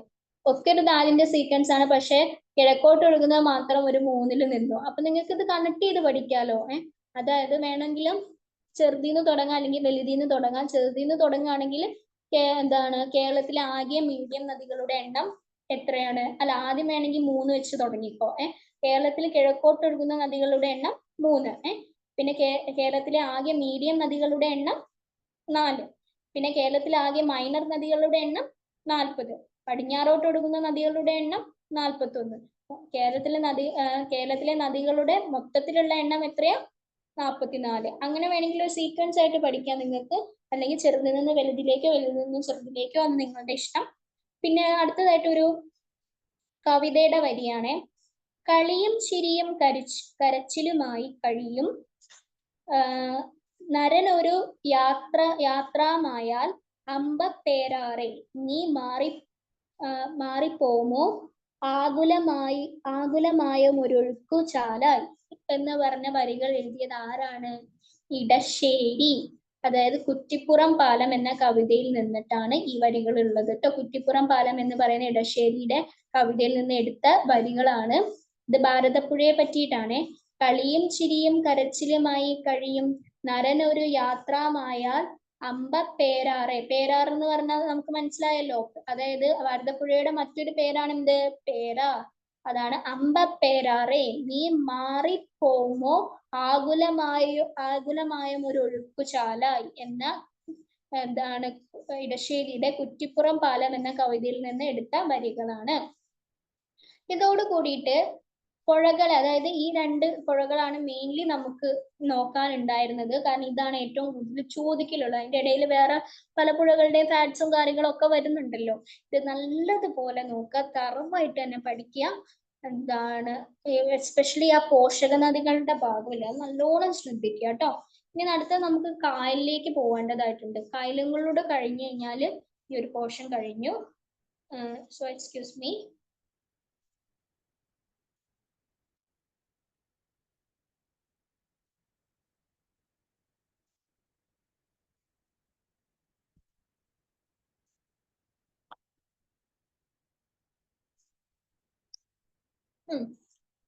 കായലുകളെ പറ്റി പറയുമ്പോൾ അതൊരു ഇൻട്രോ പറയണം. കേരളത്തിൽ ആകെ കായലുകളുടെ എണ്ണം എത്രയാണെന്ന് അറിയാം നിങ്ങൾക്ക്? നമുക്കിപ്പോ പുഴ 44 ചെറുപ്പം മുതലേ നമ്മൾ കേട്ട് പരിചയമുള്ളത്. പക്ഷെ കായലുകൾ എത്ര ഉണ്ട് എന്നുള്ളത് നമ്മൾ അധികവും കേട്ടിട്ടുണ്ടാവൂല. കേരളത്തിലെ കായലുകളുടെ എണ്ണം എന്ന് പറയുന്നത് 34. നമ്മുടെ കേരളത്തിൽ 34 കായലുകളോളം ഉണ്ട് കേട്ടോ. ഇനി കടലിനോട് ചേർന്ന് എന്താണ് ഈ കായലുകൾ? കായലുകൾ എന്താണെന്നറിയോ? കടലിനോട് ചേർന്ന് കാണപ്പെടുന്ന വലിയ ജലാശയങ്ങളാണ് കായലുകൾ. കടലിനോട് ചേർന്ന് കാണപ്പെടുന്നതോട് തന്നെ അതിന് ഉപ്പുരസം തന്നെയാണ് കേട്ടോ. കടലിനോട് ചേർന്ന് കാണപ്പെടുന്ന വലിയ ജലാശയങ്ങളാണ് കായലുകള്. കേരളത്തിലെ ഏറ്റവും വലിയ കായൽ ഏതാണ് കേരളത്തിലെ ഏറ്റവും വലിയ കായല്? വേമ്പനാട്ട് കായല്. വേമ്പനാട്ട് കായലാണ് കേരളത്തിലെ ഏറ്റവും വലിയ കായല്. പിന്നെ ഈ കായലുകളുടെയും തടാകങ്ങളുടെയും നാട് എന്നറിയപ്പെടുന്നത് ഏതാണെന്നറിയോ? നമ്മുടെ കേരളമാണ്. കായലുകളുടെയും തടാകങ്ങളുടെയും നാട് എന്നറിയപ്പെടുന്ന സംസ്ഥാനം കേരളമാണ്. അതുകൂടാതെ തന്നെ ലഗൂണുകളുടെ നാട് എന്നറിയപ്പെടുന്ന സംസ്ഥാനവും നമ്മുടെ കേരളമാണ്. അപ്പൊ കേരളത്തിന്റെ വിശേഷണങ്ങൾ എന്തൊക്കെയാണ്? കായലുകളുടെയും തടാകങ്ങളുടെയും ലഗൂണുകളുടെയും നാട് എന്നറിയപ്പെടുന്ന സംസ്ഥാനം കേരളമാണ്. അപ്പം എന്താണ് കായലുകളെ പറ്റിയിട്ട്? കേരളത്തിലെ കായലുകളുടെ എണ്ണം എത്രയാ? 34 കായലുകളാണ് മൊത്തത്തിൽ കേരളത്തിൽ ഉള്ളത്. ഇവയിൽ 7 ഉൾനാടൻ ജലാശയങ്ങളും 27 സമുദ്രവുമായി ചേരുന്നവയാണ്. എങ്ങനെ? ഇവയിൽ 7 ഉൾനാടൻ ജലാശയങ്ങളും 27 സമുദ്രവുമായി ചേരുന്നവയാണ്. കടലിനോട് ചേർന്ന് കാണപ്പെടുന്ന വലിയ ജലാശയങ്ങളാണ് എന്ത്? കായലുകൾ എന്ന് പറയുന്നത്. കേരളത്തിൽ ഏറ്റവും വലിയ കായൽ ഏതാണ്? വേമ്പനാട്ട് കായൽ. കായലുകളുടെയും തടാകങ്ങളുടെയും നാട് എന്നറിയപ്പെടുന്ന സംസ്ഥാനവും ലഗൂണുകളുടെ നാട് എന്നറിയപ്പെടുന്ന സംസ്ഥാനവും ഏതാണ്? കേരളം. ഇനി കേരളത്തിലെ ഉൾനാടൻ ജലാശയങ്ങളാണ് കേട്ടോ. ഈ 7 ഉൾനാടൻ ജലാശയങ്ങൾ ഉണ്ടെന്ന് പറഞ്ഞാൽ അത് മൊത്തത്തില് എത്രയാണ്? കേരളത്തിലെ കായലുകളുടെ മൊത്തത്തിലുള്ള എണ്ണം എത്രയാണ്? 34. ഇവയിൽ 7 ഉൾനാടൻ ജലാശയങ്ങളും 27 സമുദ്രവുമായി ചേരുന്നവയുമാണെന്ന് ഇപ്പൊ നമ്മൾ പറഞ്ഞു. ഈ 7 ഏതാ നോക്കാം. അതായത് ഉൾനാടൻ ജലാശയങ്ങളും കവായി കണ്ണൂര്, അകലപ്പുഴ കോഴിക്കോട്, മുരിയാട് തൃശ്ശൂര്, ഏനമക്കൽ മാനക്കൊടി തൃശ്ശൂര്, കൊടുങ്ങല്ലൂര് വാരപ്പുഴ തൃശ്ശൂര്, ശാസ്താംകോട്ട കൊല്ലം, വെള്ളയാണി തിരുവനന്തപുരം. ഏതൊക്കെയാണ് കേരളത്തിലെ ഉൾനാടൻ ജലാശയങ്ങൾ? കവായി കണ്ണൂര്, അകലപ്പുഴ കോഴിക്കോട്, മുരിയാട് തൃശ്ശൂര്, ഏനമക്കൽ മനക്കൊടി തൃശ്ശൂര്, കൊടുങ്ങല്ലൂർ വാരാപ്പുഴ തൃശ്ശൂര്, ശാസ്താംകോട്ട കൊല്ലം, വെള്ളയാണി തിരുവനന്തപുരം. അടുത്ത നമുക്ക് വേമ്പനാട്ട് കായൽ. വേമ്പനാട്ട് കായലിനെ പറ്റി ഡിസ്കസ് ചെയ്യാം. വേമ്പനാട്ട് കായലിന്റെ പ്രത്യേകത എന്താണ്? കേരളത്തിലെ ഏറ്റവും വലിയ കായലാണ് വേമ്പനാട്ട് കായൽ. അപ്പൊ അതിന്റെ പ്രത്യേകതകൾ എന്താന്ന് നമുക്ക് നോക്കണ്ടേ? നീളം 96 കിലോമീറ്റർ. 96 കിലോമീറ്ററോളമാണ് എന്ത്? വേമ്പനാട്ട് കായലിന്റെ നീളം എന്ന് പറയുന്നത്. എത്രയാണ്? 96 കിലോമീറ്റർ ആണ് വേമ്പനാട്ട് കായലിന്റെ നീളം. കേരളത്തിലെ ഏറ്റവും വലുതും ഏറ്റവും നീളമേറിയതുമായ കായലാണ് വേമ്പനാട്ട് കായൽ. എങ്ങനെ? കേരളത്തിലെ തന്നെ ഏറ്റവും വലുതും ഏറ്റവും നീളമേറിയതുമായ കായലാണ് വേമ്പനാട്ട് കായൽ. വേമ്പനാട്ട് കായൽ വ്യാപിച്ചു കിടക്കുന്ന ജില്ലകൾ ഏതൊക്കെയാ? എറണാകുളം, കോട്ടയം, ആലപ്പുഴ. ഈ 3 ജില്ലകളിൽ കൂടിയാണ് എന്ത്? വേമ്പനാട്ട് കായല് വ്യാപിച്ചു കിടക്കുന്നത്. വേമ്പനാട്ട് കായൽ വ്യാപിച്ചു കിടക്കുന്ന ജില്ലകളാണ് എറണാകുളം, കോട്ടയം, ആലപ്പുഴ. കുട്ടനാട്ടിൽ വേമ്പനാട്ട് കായൽ അറിയപ്പെടുന്ന പേരെന്താണെന്നറിയോ? നമുക്ക് ഏവർക്കും അറിയുന്ന, അതായത് കേട്ടുപരിചയമുള്ള ഒരു പേരാണ് പുന്നമടക്കായൽ. കുട്ടനാട്ടിൽ പുന്നമടക്കായൽ എന്നാണ് വേമ്പനാട്ട് കായൽ അറിയപ്പെടുന്നത്. കൊച്ചി കായൽ എന്നും അറിയപ്പെടുന്ന കായലും വേമ്പനാട്ട് കായൽ തന്നെയാണ് കേട്ടോ. അതായത് കൊച്ചി കായൽ എന്നും ഈ പുന്നമടക്കായൽ എന്ന് പറയുന്ന മറ്റൊരു പേരാണ് കൊച്ചി കായൽ. പക്ഷേ ഈ കൊച്ചി കായൽ എന്ന് അറിയപ്പെടുന്നതും ഈ പുന്നമടക്കായൽ എന്ന് അറിയപ്പെടുന്നതും ഒക്കെ എന്താണ്? ഈ വേമ്പനാട്ട് കായൽ തന്നെയാണ്. വീരൻപുഴ എന്ന കൊച്ചിയിൽ അറിയപ്പെടുന്ന കായലും വേമ്പനാട്ട് കായലാണ്. അപ്പൊ വേമ്പനാട്ട് കായലിന് എന്തൊക്കെ പേരുകളുണ്ട്? പുന്നമടക്കായൽ, കൊച്ചി കായൽ, വീരൻപുഴ. ഇത് 3 എന്താണ്? വേമ്പനാട്ട് കായലാണ്. എന്തൊക്കെയാണ്? പുന്നമടക്കായൽ, കൊച്ചി കായൽ, വീരൻപുഴ. ഇത് 3 വേമ്പനാട്ട് കായലാണ്. വേമ്പനാട്ട് കായലിൽ സ്ഥിതി ചെയ്യുന്ന പ്രധാന ദ്വീപുകൾ ഏതാണ്? അതായത് വേമ്പനാട്ട് കായലിൽ സ്ഥിതി ചെയ്യുന്ന ചില പ്രധാന ദ്വീപുകളുമുണ്ട്. പാതിരാമണൽ, പെരുമ്പള്ളം, വൈപ്പിൻ, വെല്ലിംഗ്ടൺ, വല്ലാർപാടം, കടമക്കുടി. ഏതൊക്കെയാണ് വേമ്പനാട്ട് കായലിൽ സ്ഥിതി ചെയ്യുന്ന പ്രധാന ദ്വീപുകൾ? പാതിരാമണൽ, പെരുമ്പള്ളം, വൈപ്പിൻ, വെല്ലിംഗ്ടൺ, വല്ലാർപാടം, കടമക്കുടി. വേമ്പനാട്ട് കായലിനെ റംസാർ പട്ടികയിൽ ഉൾപ്പെടുത്തിയ വർഷം 2002. 2002 വേമ്പനാട്ട് കായലിനെ റംസാർ പട്ടികയിൽ ഉൾപ്പെടുത്തുകയുണ്ടായി എന്നാണ് 2002. ഇനി വേമ്പനാട്ട് കായലിന് കുറുകെ നിർമ്മിച്ചിരിക്കുന്ന ബണ്ട് ഏതാണെന്നറിയോ നിങ്ങൾക്ക്? തണ്ണീർമുക്കം ബണ്ടാണ് കേട്ടോ. വേമ്പനാട്ട് കായലിന് കുറുകെ നിർമ്മിച്ചിരിക്കുന്ന ബണ്ടാണ് തണ്ണീർമുക്കം ബണ്ട്. നെഹ്റു ട്രോഫി വള്ളംകളി നടക്കുന്നതും വേമ്പനാട്ട് കായലിലാണ്. അതായത് പുന്നമടക്കായല്. നെഹ്റു ട്രോഫി വള്ളംകളി നടക്കുന്ന വേമ്പനാട്ട് കായലിന് അധികം പറയാറില്ല. പുന്നമടക്കായലിൽ വെച്ചിട്ടാണ് നെഹ്റു ട്രോഫി വള്ളംകളി നടക്കാന്നാണ് പറയുന്നത്. പക്ഷെ പുന്നമടക്കായലിന് വേമ്പനാട്ട് കായൽ എന്ന് പറഞ്ഞാലും ഒന്ന് തന്നെയാണല്ലോ. ആലപ്പുഴ ജില്ലയിലെ കൈതപ്പുഴ കായൽ ഏത് കായലിലെ ഭാഗമാണെന്ന് ചോദിച്ചാൽ അതിന് ഉത്തരവും വേമ്പനാട്ട് കായലിലാണ് കേട്ടോ. ആലപ്പുഴ ജില്ലയിലെ കൈതപ്പുഴ കായല് എന്താണ് വേമ്പനാട്ട് കായലിന്റെ ഭാഗമാണ്. കുട്ടനാടിനെ വെള്ളപ്പൊക്കത്തിൽ നിന്ന് രക്ഷിക്കുന്നതിനായി വേമ്പനാട്ട് കായലിൽ നിർമ്മിച്ചിരിക്കുന്ന തടയണയാണ് തോട്ടപ്പള്ളി സ്പിൽവേ. 1955 അത് നിർമ്മിച്ചത്. എന്താണ്? കുട്ടനാടിലെ വെള്ളപ്പൊക്കത്തിൽ നിന്ന് രക്ഷിക്കുന്നതിനായി വേമ്പനാട്ട് കായലിൽ നിർമ്മിച്ചിരിക്കുന്ന തടയണയാണ് തോട്ടപ്പള്ളി സ്പിൽവേ. 1955 അത് നിർമ്മിച്ചത്. പിന്നെ വൈക്കം ക്ഷേത്രം സ്ഥിതി ചെയ്യുന്നതും വേമ്പനാട്ട് കായലിലാണ്. വൈക്കം ക്ഷേത്രം സ്ഥിതി ചെയ്യുന്നത് എവിടെയാണ്? വേമ്പനാട്ട് കായലില്. അപ്പൊ എന്തൊക്കെയാണ് വേമ്പനാട്ട് കായലിന്റെ പ്രത്യേകത? നീളം 96 കിലോമീറ്റർ. കേരളത്തിലെ ഏറ്റവും വലുതും ഏറ്റവും നീളമേറിയതുമായ കായലാണ്. കൊച്ചി കായൽ എന്നറിയപ്പെടുന്ന കായൽ. വീരംപുഴ എന്ന് കൊച്ചിയിൽ അറിയപ്പെടുന്ന കായൽ. പിന്നെ ഇത് പുന്നമടക്കായൽ എന്നും കൂടി ഉണ്ട് കേട്ടോ. അത് ഞാൻ ഇവിടെ എഴുതി ചേർത്തില്ലേ. അതായത് വേമ്പനാട്ട് കായലിന്റെ മറ്റൊരു പേരാണ് പുന്നമട. ഞാൻ എന്താണ് കുട്ടനാട്ടിൽ വേമ്പനാട്ട് കായൽ അറിയപ്പെടുന്നത് പുന്നമട കായൽ എന്തായാലും വരാൻ പോകുന്ന പോയിന്റ്സിൽ ഉണ്ടാവും കേട്ടോ. ഞാൻ അങ്ങനെ വിട്ടു പോകാൻ ചാൻസ് ഇല്ല. അപ്പൊ നീളം 96 കിലോമീറ്റർ ആണ്. കേരളത്തിലെ ഏറ്റവും വലുതും ഏറ്റവും നീളമേറിയതുമായ കായലാണ് വേമ്പനാട്ട് കായൽ. കൊച്ചി കായൽ എന്നറിയപ്പെടുന്ന കായൽ. വീരംപുഴ എന്ന് കൊച്ചിയിൽ അറിയപ്പെടുന്ന കായൽ. പിന്നെ ആലപ്പുഴ ജില്ലയിലെ കൈതപ്പുഴ കായൽ വേമ്പനാട്ട് കായലിന്റെ ഭാഗമാണ്. വേമ്പനാട്ട് കായൽ വ്യാപിച്ചു കിടക്കുന്ന ജില്ലകൾ ഏതൊക്കെയാണ്? എറണാകുളം, കോട്ടയം, ആലപ്പുഴ. കുട്ടനാട്ടിൽ വേമ്പനാട്ട് കായൽ അറിയപ്പെടുന്ന പേരെന്താണ്? പുന്നമടക്കായൽ. വേമ്പനാട്ട് കായലിൽ സ്ഥിതി ചെയ്യുന്ന പ്രധാന ദ്വീപുകൾ ഏതാ? പാതിരാമണൽ, പെരുമ്പള്ളം, വൈപ്പിൻ, വെല്ലിംഗ്ടൺ, വല്ലാർപാടം, കടമക്കുടി. വേമ്പനാട്ട് കായലിനെ റംസാർ പട്ടികയിൽ ഉൾപ്പെടുത്തിയ വർഷം എന്ന 2002. വേമ്പനാട്ട് കായലിന് കുറുകെ നിർമ്മിച്ചിരിക്കുന്ന ബണ്ടോ? തണ്ണീർമുക്കം ബണ്ട്. നെഹ്റു ട്രോഫി വള്ളംകളി നടക്കുന്ന കായൽ? പുന്നമടക്കായൽ, അതായത് വേമ്പനാട്ട് കായൽ. കുട്ടനാടിനെ വെള്ളപ്പൊക്കത്തിൽ നിന്ന് രക്ഷിക്കുന്നതിനായി വേമ്പനാട്ടു കായലിൽ നിർമ്മിച്ചിരിക്കുന്ന തടയണയാണ് ഏത്? തോട്ടപ്പള്ളി സ്പിൽവേ. വൈക്കം ക്ഷേത്രം സ്ഥിതി ചെയ്യുന്ന കായൽ തീരം ഏതാ? അതും വേമ്പനാട്. അപ്പൊ വേമ്പനാട്ട് കായലിനെ പറ്റിയിട്ടുള്ള ഫാക്ട്സുകൾ ഇത്രത്തോളമാണ്. ഇനി നമുക്ക് അടുത്ത കായൽ ഏതാ നോക്കാം. അടുത്തത് അഷ്ടമുടിക്കായലാണ് കേട്ടോ. അഷ്ടമുടിക്കായൽ എന്ന് പറഞ്ഞു കഴിഞ്ഞാല് gateway to the backwater of Kerala എന്നറിയപ്പെടുന്ന കായലാണ് എന്ത്? അഷ്ടമുടിക്കായൽ. എങ്ങനെ? ഇംഗ്ലീഷില് gateway to the backwater of Kerala, gateway to the backwater of Kerala എന്നറിയപ്പെടുന്ന കായലാണ് അഷ്ടമുടിക്കായൽ. കേരളത്തിലെ രണ്ടാമത്തെ ഏറ്റവും വലിയ കായലാണ് ഈ പറയുന്ന അഷ്ടമുടി. അത് സ്ഥിതി ചെയ്യുന്നത് കൊല്ലത്താണ്. പിന്നെ അഷ്ടമുടി പതിക്കുന്നത് എവിടെയാന്ന് ചോദിച്ചു കഴിഞ്ഞത് കേരളത്തിലെ രണ്ടാമത്തെ ഏറ്റവും വലിയ കായലാണ് അഷ്ടമുടിക്കായല്. സ്ഥിതി ചെയ്യുന്നത് എവിടെയാണ്? കൊല്ലത്താണ്. പിന്നെ ഈ കല്ലട നദി പതിക്കുന്നത് അഷ്ടമുടിക്കായലിലാണ് കേട്ടോ. പണ്ട് ഒരു തീവണ്ടി അപകടം നടന്നിട്ടുണ്ടായിരുന്നു. അതിന്റെ പേര് പെരുമൺ തീവണ്ടി അപകടം എന്നായിരുന്നു. പെരുമൺ തീവണ്ടി അപകടം അത് നടന്നത് ഈ അഷ്ടമുടിക്കായലിലാണ് കേട്ടോ. നടന്നത് 1988 ജൂലൈ 8 പെരുമൺ തീവണ്ടി അപകടം നടന്നത്. അത് നടന്ന കായൽ ഏതാന്ന് ചോദിച്ചാൽ ഏതാണ്? അഷ്ടമുടിക്കായലാണ്. പിന്നെ അഷ്ടമുടിക്കായലിനെ 8 ചെറിയ ദ്വീപുകൾ അറിയപ്പെടുന്ന പേരാണ് മൺട്രോ തുരുത്ത്. അഷ്ടമുടിക്കായലിലെ 8 ചെറിയ ദ്വീപുകൾ മൊത്തത്തിൽ അറിയപ്പെടുന്നത് എന്താണ്? മൺട്രോ തുരുത്ത് എന്നാണ്. പിന്നെ അഷ്ടമുടി പതിക്കുന്നത് എവിടെയാണെന്നറിയോ? അറബിക്കടലിലാണ് കേട്ടോ അഷ്ടമുടി പതിക്കുന്നത്. അത് നീണ്ടക്കര പൊഴി എന്നാണ് അതിന് പറയുക. അഷ്ടമുടിക്കായൽ പതിക്കുന്നത് അറബിക്കടലാണ്, നീണ്ടക്കര പൊഴി.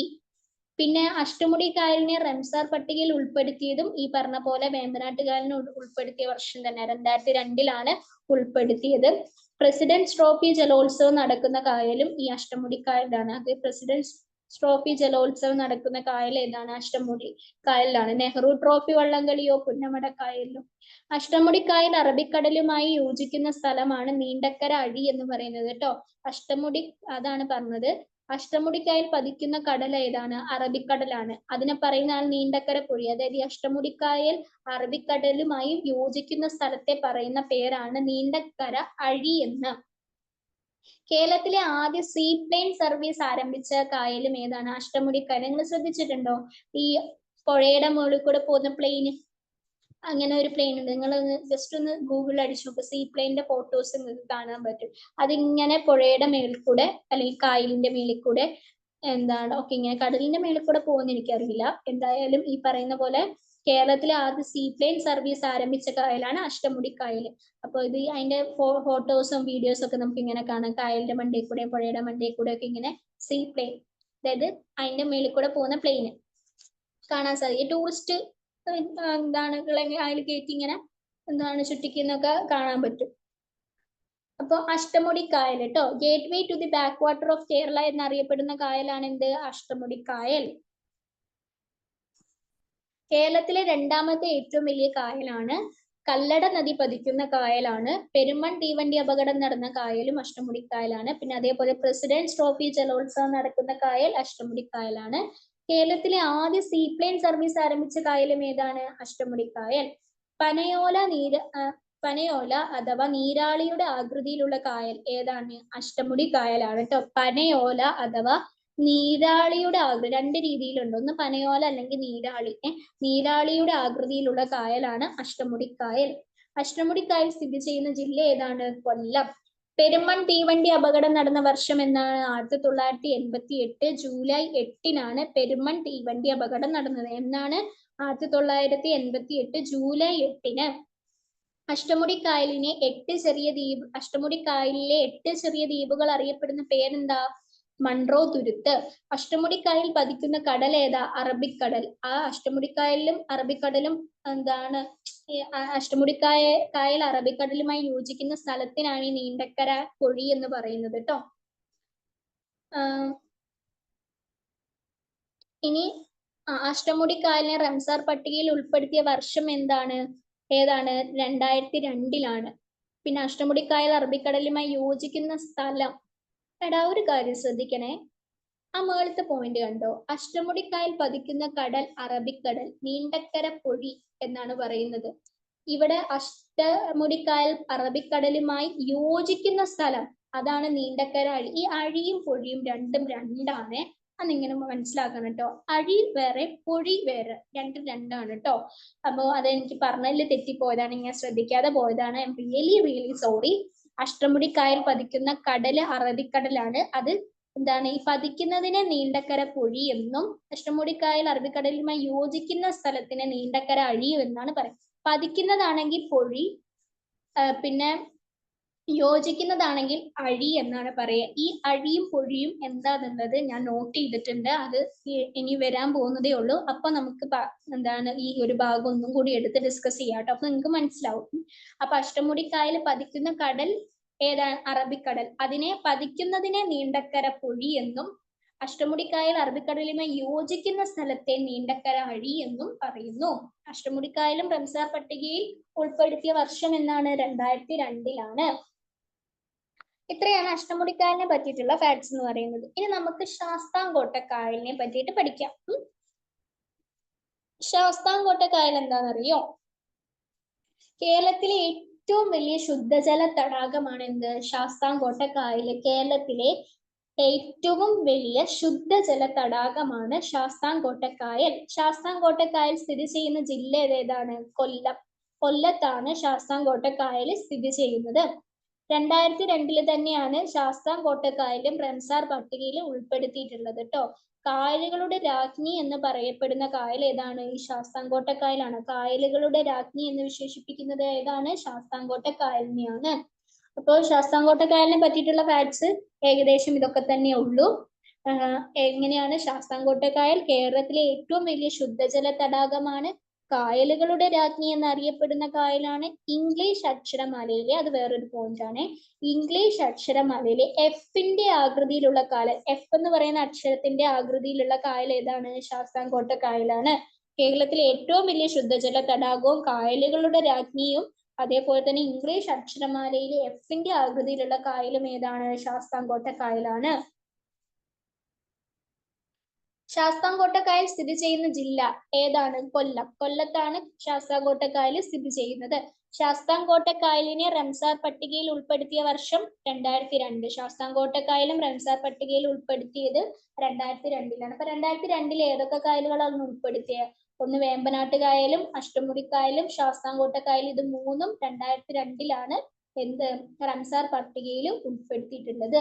അടുത്ത നമുക്ക് പൂക്കോട് തടാകം. തടാകത്തെ പറ്റിയിട്ടാണ് ഇനി അടുത്ത സെക്ഷൻ വരുന്നത് കേട്ടോ. പൂക്കോട് തടാകം. പൂക്കോട് തടാകം സ്ഥിതി ചെയ്യുന്ന ജില്ല വയനാടാണ്. വയനാട്ടിലാണ് എന്ത് പൂക്കോട് തടാകം സ്ഥിതി ചെയ്യുന്നത്.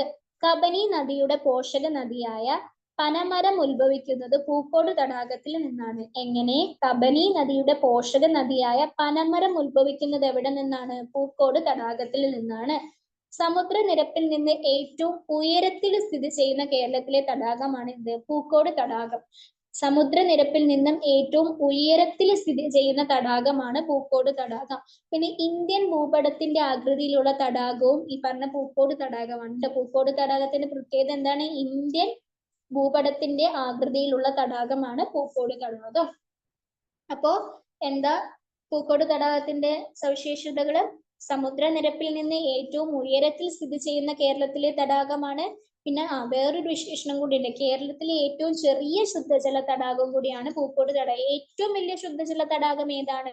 ഏറ്റവും വലുത് ഇപ്പൊ നമ്മൾ പഠിച്ചു ശാസ്താംകോട്ട കായലാണ് ഏറ്റവും വലിയ കായലിട്ടു. കായലിലെ ഏറ്റവും വലിയ ശുദ്ധജല കായൽ ഏതാണ്? ശാസ്താംകോട്ട കായലാണ്. ഇത് തടാകമാണ്. കേരളത്തിലെ ഏറ്റവും ചെറിയ ശുദ്ധജല തടാകം എന്ന് പറയുന്നത് ഏതാണ്?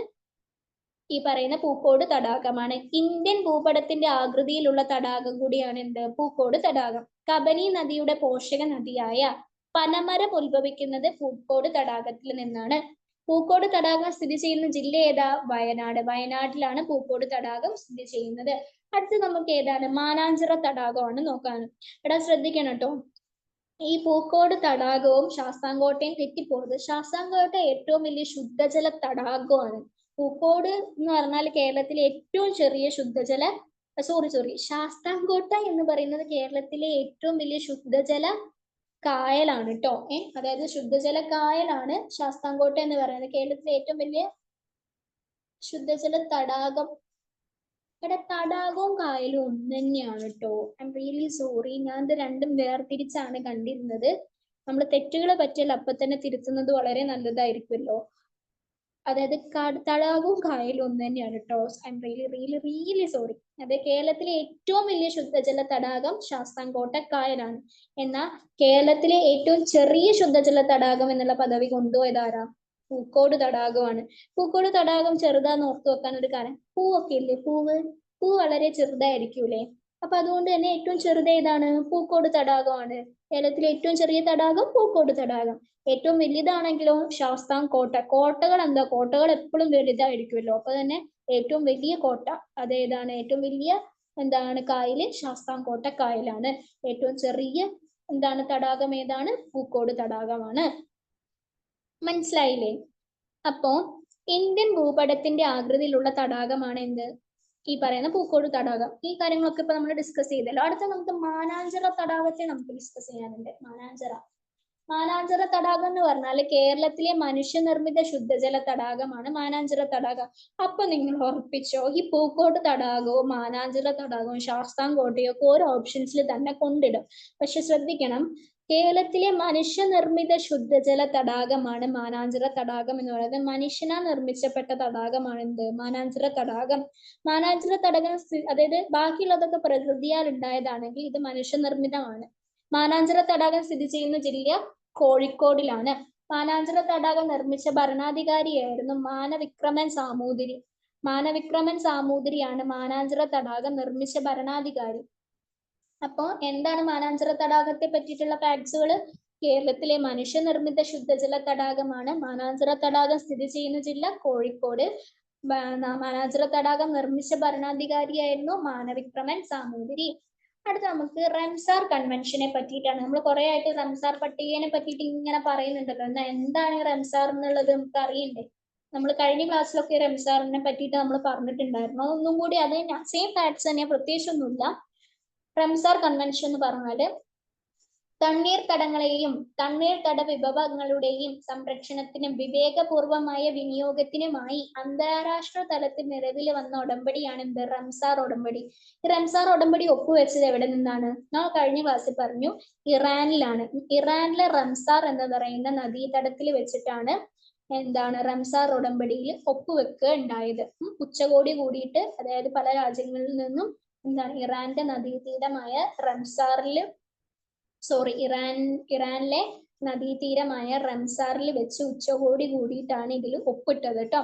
അപ്പൊ നമ്മൾ കഴിഞ്ഞ ക്ലാസ് ഡിസ്കസ് ചെയ്തിരുന്നു. തണ്ണീർത്തടങ്ങളുടെയും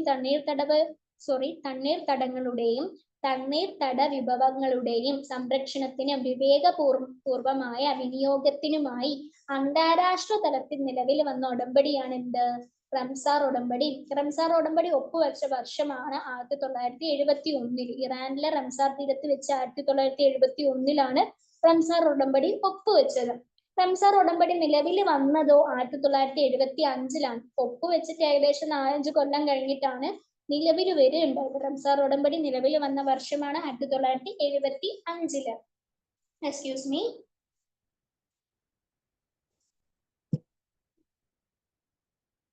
നിലവിൽ ഇന്ത്യയിൽ നിന്ന് റംസാർ പട്ടികയിൽ ഉൾപ്പെട്ട കേന്ദ്രങ്ങളുടെ എണ്ണം 47 ആണ് കേട്ടോ. നിലവിൽ ഇന്ത്യയിൽ നിന്ന് 47 എന്താണ്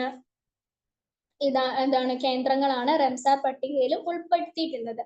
2002 പ്രഖ്യാപിച്ച കേരളത്തിലെ റംസാർ കേന്ദ്രങ്ങളാണ് അഷ്ടമുടിക്കായല്, വേമ്പനാട്ട് കായല്, ശാസ്താംകോട്ടക്കായൽ. ഇത് മൂന്നും നമ്മൾ നേരത്തെ ഡിസ്കസ് ചെയ്തിരുന്നത്. ഇത് മൂന്നും വന്നിട്ടുള്ളത് 2002. റംസാർ പട്ടികയിൽ കേരളത്തിൽ നിന്ന് അടുത്തായി ഇടം നേടാൻ പോകുന്ന കായലാണ് കവായി കായൽ കേട്ടോ.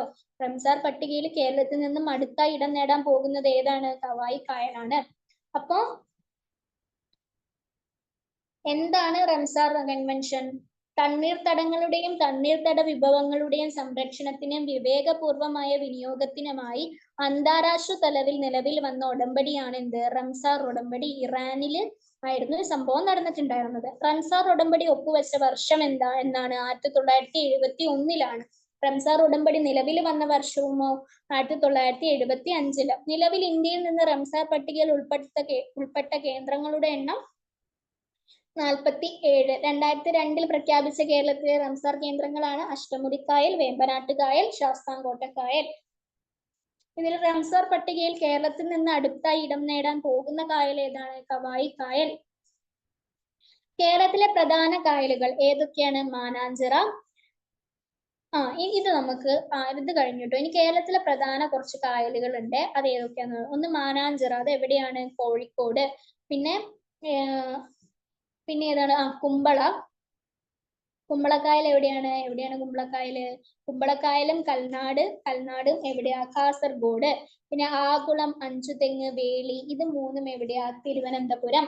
പിന്നെ പറവൂര്, കൊല്ലം, ബിയ്യം, മലപ്പുറം. ഇടവ നടയാർ കായലുകൾ എവിടെയാണെന്ന് വെച്ചാൽ തിരുവനന്തപുരം, കൊല്ലം ജില്ലകളുടെ അതിർത്തിയിലുള്ള കായലാണ് എന്ത്? ഇടവ നടയാർ കായലുകൾ. അപ്പൊ മാനാഞ്ചിറ കോഴിക്കോട്, കുമ്പള കൽനാട് കാസർഗോഡ്, ആകുളം അഞ്ചുതെങ്ങ് വേളി തിരുവനന്തപുരം, പറവൂർ കൊല്ലം, ബിയ്യം മലപ്പുറം. ഇടവ നടയാർ കായലുകൾ തിരുവനന്തപുരം, കൊല്ലം ജില്ലകളുടെ അതിർത്തിയിലുള്ള കായൽ. ഏതൊക്കെയാണ്? മാനാഞ്ചിറ കോഴിക്കോട്, കുമ്പള കൽനാട് കാസർഗോഡ്, ആകുളം അഞ്ചുതെങ്ങ് വേളി തിരുവനന്തപുരം, പറവൂര് കൊല്ലം, ബിയ്യം മലപ്പുറം. ഇടവ നടയറക്കായലുകൾ ഏതാ? ഒറ്റ പേരാണ് കേട്ടോ ഇടവ നടയറക്കായലുകൾ എന്നുള്ളത്. അത് തിരുവനന്തപുരം, കൊല്ലം ജില്ലകളുടെ അതിർത്തിയിലുള്ള കായലാണ്. ഇനി കുറച്ച് പ്രധാനപ്പെട്ട ഫാക്ട്സിലൂടെ നമുക്ക് കടന്നു പോകേണ്ടതായിട്ടുണ്ട്. നാഷണൽ ജോഗ്രഫിന്റെ around the world in 24 hours എന്ന ലോക വിനോദസഞ്ചാര പദ്ധതിയിൽ ഉൾപ്പെട്ട ഇന്ത്യയിലെ പ്രദേശമാണെന്ത്? ഏതാണ്? കാക്കത്തുരുത്ത്, ആലപ്പുഴ. ആലപ്പുഴയിലെ കാക്കത്തുരുത്ത് എന്ന് പറയുന്ന സ്ഥലം നാഷണൽ ജോഗ്രഫിന്റെ around the world in 24 hours എന്ന ലോക വിനോദസഞ്ചാര പദ്ധതിയിൽ ഉൾപ്പെട്ട ഇന്ത്യയിലെ ഒരു പ്രദേശമാണ്. പിന്നെ നദികളുടെയും കൈവഴികളുടെയും നാട് എന്നത് ഏതാണ്? ബംഗ്ലാദേശിനെയാണ് നദികളുടെയും കൈവഴികളുടെയും നാട് എന്ന് പറയുന്നത്. എന്നാൽ ഇതേപോലെ തന്നെ നമ്മൾ പറഞ്ഞല്ലോ, തടാകങ്ങളുടെയും ലഗൂണുകളുടെയും കായലുകളുടെയും നാട് എന്ന് പറഞ്ഞത് ഏതാണ്? കേരളമാണ്. അതേപോലെ തന്നെ നദികളുടെയും കൈവഴികളുടെയും നാട് ബംഗ്ലാദേശ്. 1000 തടാകങ്ങളുടെ നാട് ഏതാണ്? ഫിൻലാൻഡ്. 10,000 തടാകങ്ങളുടെ നാടോ? മിന്നസോട്ട. അപ്പൊ എന്താ? നദികളുടെയും കൈവഴികളുടെയും നാട് ഏതാ? ബംഗ്ലാദേശ്. 1000 തടാകങ്ങളുടെ നാട് ഫിൻലാൻഡ്. 10,000 തടാകങ്ങളുടെ നാട് മിന്നസോട്ട. തടാകങ്ങളുടെയും കായലുകളുടെയും ലഗൂണുകളുടെയും നാട് എന്ന് പറയുന്നത് കേരളം. ഇനിയാണ് ഞാൻ ഈ പറഞ്ഞ അഴി, പൊഴി, ഇത് രണ്ടും എന്താന്ന് നമുക്ക് മനസ്സിലാക്കാനുള്ളത്. അഴി എന്ന് പറഞ്ഞാൽ ശ്രദ്ധിക്കൂ, കായൽ കടലുമായി ചേർന്ന് കിടക്കുന്ന പ്രദേശമാണ് എന്ത്? അഴി എന്ന് പറയുന്നത്. കായല് കടലുമായിട്ട് ചേർന്ന് കിടക്കുന്ന പ്രദേശം, അതിനെ അഴി എന്ന് പറയുന്നു. കായൽ കടലിനോട് ചേർന്ന ഭാഗത്തെ താൽക്കാലിക മൺതിട്ടയാണ് എന്ത്? പൊഴി എന്ന് പറയുന്നത്. കായൽ കടലിനോട് ചേർന്ന ഭാഗത്തെ താൽക്കാലിക മണൽത്തിട്ടയാണ് എന്ത്? പൊഴി. കായൽ കടലുമായി ചേർന്ന് കിടക്കുന്ന പ്രദേശമാണ് അഴി. കായൽ കടലിനോട് ചേർന്ന ഭാഗത്തെ താൽക്കാലിക മണൽത്തിട്ടയാണ് എന്ത്? പൊഴി. മനസ്സിലായെന്ന് വിചാരിക്കുന്നു കേട്ടോ. മണൽത്തിട്ട എന്ന് കേട്ട് കഴിഞ്ഞാൽ പൊഴിയാണെന്ന് ആലോചിക്കുക. കായൽ കടലിനോട് ചേർന്ന് കിടക്കുന്ന പ്രദേശം എന്ന് പറയുമ്പോൾ അത് അഴിയാണെന്ന് മനസ്സിലാക്കാം. പ്രദേശമാണെങ്കിൽ അഴി, മണൽത്തിട്ടയാണെങ്കിൽ പൊഴി. ഇന്ത്യയിലെ ഏറ്റവും വലിയ തടാക തുറമുഖം ഏതാണ്? കൊച്ചിയാണ്. കൊച്ചിയാണ് ഇന്ത്യയിലെ ഏറ്റവും വലിയ തടാക തുറമുഖം. നമുക്കറിയുന്ന ഒരു കാര്യമാണല്ലോ അല്ലെ. കേരളത്തിലെ പ്രകൃതിയാലുള്ള ഏക ഓക്സ്ബോ തടാകമാണ് വൈത്തല തടാകം. കേരളത്തിലെ പ്രകൃതിയാലുള്ള ഏക ഓക്സ്ബോ തടാകം അതേതാണ്? വൈത്തല തടാകമാണ്. കേരളത്തിൽ ഹൃദയത്തിന്റെ ആകൃതിയിലുള്ള തടാകം ഏതാണ്? മേപ്പാടി. മേപ്പാടി വയനാട്. വയനാട്ടിലെ മേപ്പാടിയാണ് കേരളത്തിലെ ഹൃദയത്തിന്റെ ആകൃതിയിലുള്ള തടാകം എന്ന് പറയുന്നത്. പിന്നെ ഈ ചിറ്റൂർ പുഴ എന്ന് അതേപോലെ വേറെ നമ്മൾ പലതും പഠിച്ചല്ലോ. കേരളത്തിലെ ഹൃദയത്തിന്റെ ആകൃതിയിലുള്ള തടാകം മേപ്പാടി വയനാടാന്ന് പറഞ്ഞു. ഇന്ത്യൻ ഭൂപടത്തിന്റെ ആകൃതിയിലുള്ള തടാകം ഏതാ നമ്മൾ ഡിസ്കസ് ചെയ്തത്? അതും വയനാട്ടിലെ പൂക്കോട് തടാകമാണ് ഇന്ത്യൻ ഭൂപടത്തിന്റെ ആകൃതിയിലുള്ള തടാകം. പിന്നെ പനയോല അഥവാ നീരാളിയുടെ ആകൃതിയിലുള്ള തടാകം ഏതാണെന്ന് ഡിസ്കസ് ചെയ്തത്? അഷ്ടമുടി കായലാണ്. ഇംഗ്ലീഷ് അക്ഷരമാലയിലെ എഫിന്റെ ആകൃതിയിലുള്ള കായൽ ഏതാണ്? ശാസ്താംകോട്ട കായലാണ്. അപ്പോ ഓരോന്നിന്റെ രൂപങ്ങൾ വെച്ചിട്ട് ഏകദേശം നമ്മളൊരു 4 കായലുകൾ പല രൂപത്തിലേത്? ഹൃദയത്തിന്റെ രൂപത്തിലാണെങ്കിൽ മേപ്പാടി വയനാട്. ഇപ്പൊ ഇന്ത്യൻ ഭൂപടത്തിന്റെ ആണെങ്കിൽ പൂക്കോടും അതും വയനാട്ടിലെ. പിന്നെ പനയോല അല്ലെങ്കിൽ നീരാളിയുടെ ആകൃതിയാണെങ്കിൽ അഷ്ടമുടി. ഇംഗ്ലീഷ് അക്ഷരമാലയിലെ എഫിന്റെ ആകൃതിയാണെങ്കിൽ അത് ശാസ്താംകോട്ട കായൽ. പിന്നെ ചിറ്റാരിപ്പുഴ എവിടെയാണെന്നറിയോ? കാസർഗോഡാണ് ചിറ്റാരിപ്പുഴ. ചിറ്റാർ ലോക്ക് തമിഴ്നാട്ടിലുമാണ് കേട്ടോ. അതായത് കൺഫ്യൂഷൻ ഫാക്ട്സ് വരാതിരിക്കാനാണ് ഇങ്ങനെ കൊടുത്തേക്കുന്നത് കേട്ടോ. ചിറ്റാരിപ്പുഴയാണെങ്കിൽ കാസർഗോഡ്, ചിറ്റാർ ലോക്ക് ആണെങ്കിൽ തമിഴ്നാട്. അങ്ങോട്ടും ഇങ്ങോട്ടും മാറി പോവാതിരിക്കാനാണ് എടുത്തു പറഞ്ഞിട്ടുള്ളത്. ചിറ്റാരിപ്പുഴ കാസർഗോഡ്, ചിറ്റാർ ലോക്ക് തമിഴ്നാട്. കേരളത്തിലെ ഏറ്റവും വടക്കേ അറ്റത്തെ കായൽ ഏതാണ്? കേരളത്തിലെ ഏറ്റവും വടക്കേ അറ്റത്തുള്ള കായൽ ഉപ്പളക്കായൽ. ഉപ്പളക്കായലാണ് കേരളത്തിലെ ഏറ്റവും വടക്കേ അറ്റത്തുള്ള കായല്.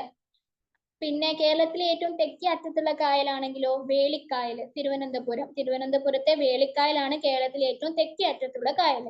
കേരളത്തിലെ ഏറ്റവും തെക്കേ അറ്റത്തെ ശുദ്ധജല തടാകം അതേതാണ്? വെള്ളയാണിക്കായലാണ്. കേരളത്തിലെ ഏറ്റവും തെക്കേ അറ്റത്തെ ശുദ്ധജല തടാകം ഏതാണ്? വെള്ളയാണിക്കായലാണ്. അതും തിരുവനന്തപുരത്താണ്. മുരിയാട് തടാകം സ്ഥിതി ചെയ്യുന്ന ജില്ല ഏതാണ്? തൃശ്ശൂർ. തൃശ്ശൂരിലാണ് മുരിയാട് തടാകം സ്ഥിതി ചെയ്യുന്നത്. അപ്പൊ നമ്മൾ കേരളത്തിലെ ഏറ്റവും വലിയ ശുദ്ധജല തടാകം ഏതാന്ന് പറഞ്ഞു? ഏതാണ്? കൊല്ലത്തെ ശാസ്താംകോട്ട കായലാണ്. കേരളത്തിലെ ഏറ്റവും ചെറിയ ശുദ്ധജല തടാകം ഏതായിരുന്നു? വയനാട്ടിലെ പൂക്കോട് തടാകമാണ്.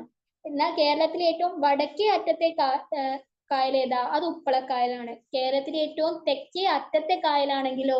അത് വേളിക്കായലാണ്. ഇനി കേരളത്തിലെ ഏറ്റവും തെക്കേ അറ്റത്തെ ശുദ്ധജല തടാകമാണെങ്കിലോ? അത് വെള്ളയാണി കായലാണ്, തിരുവനന്തപുരത്തെ. മുരിയാട് തടാകം സ്ഥിതി ചെയ്യുന്ന ജില്ല ഏതാണ്? തൃശ്ശൂര്. ഇനി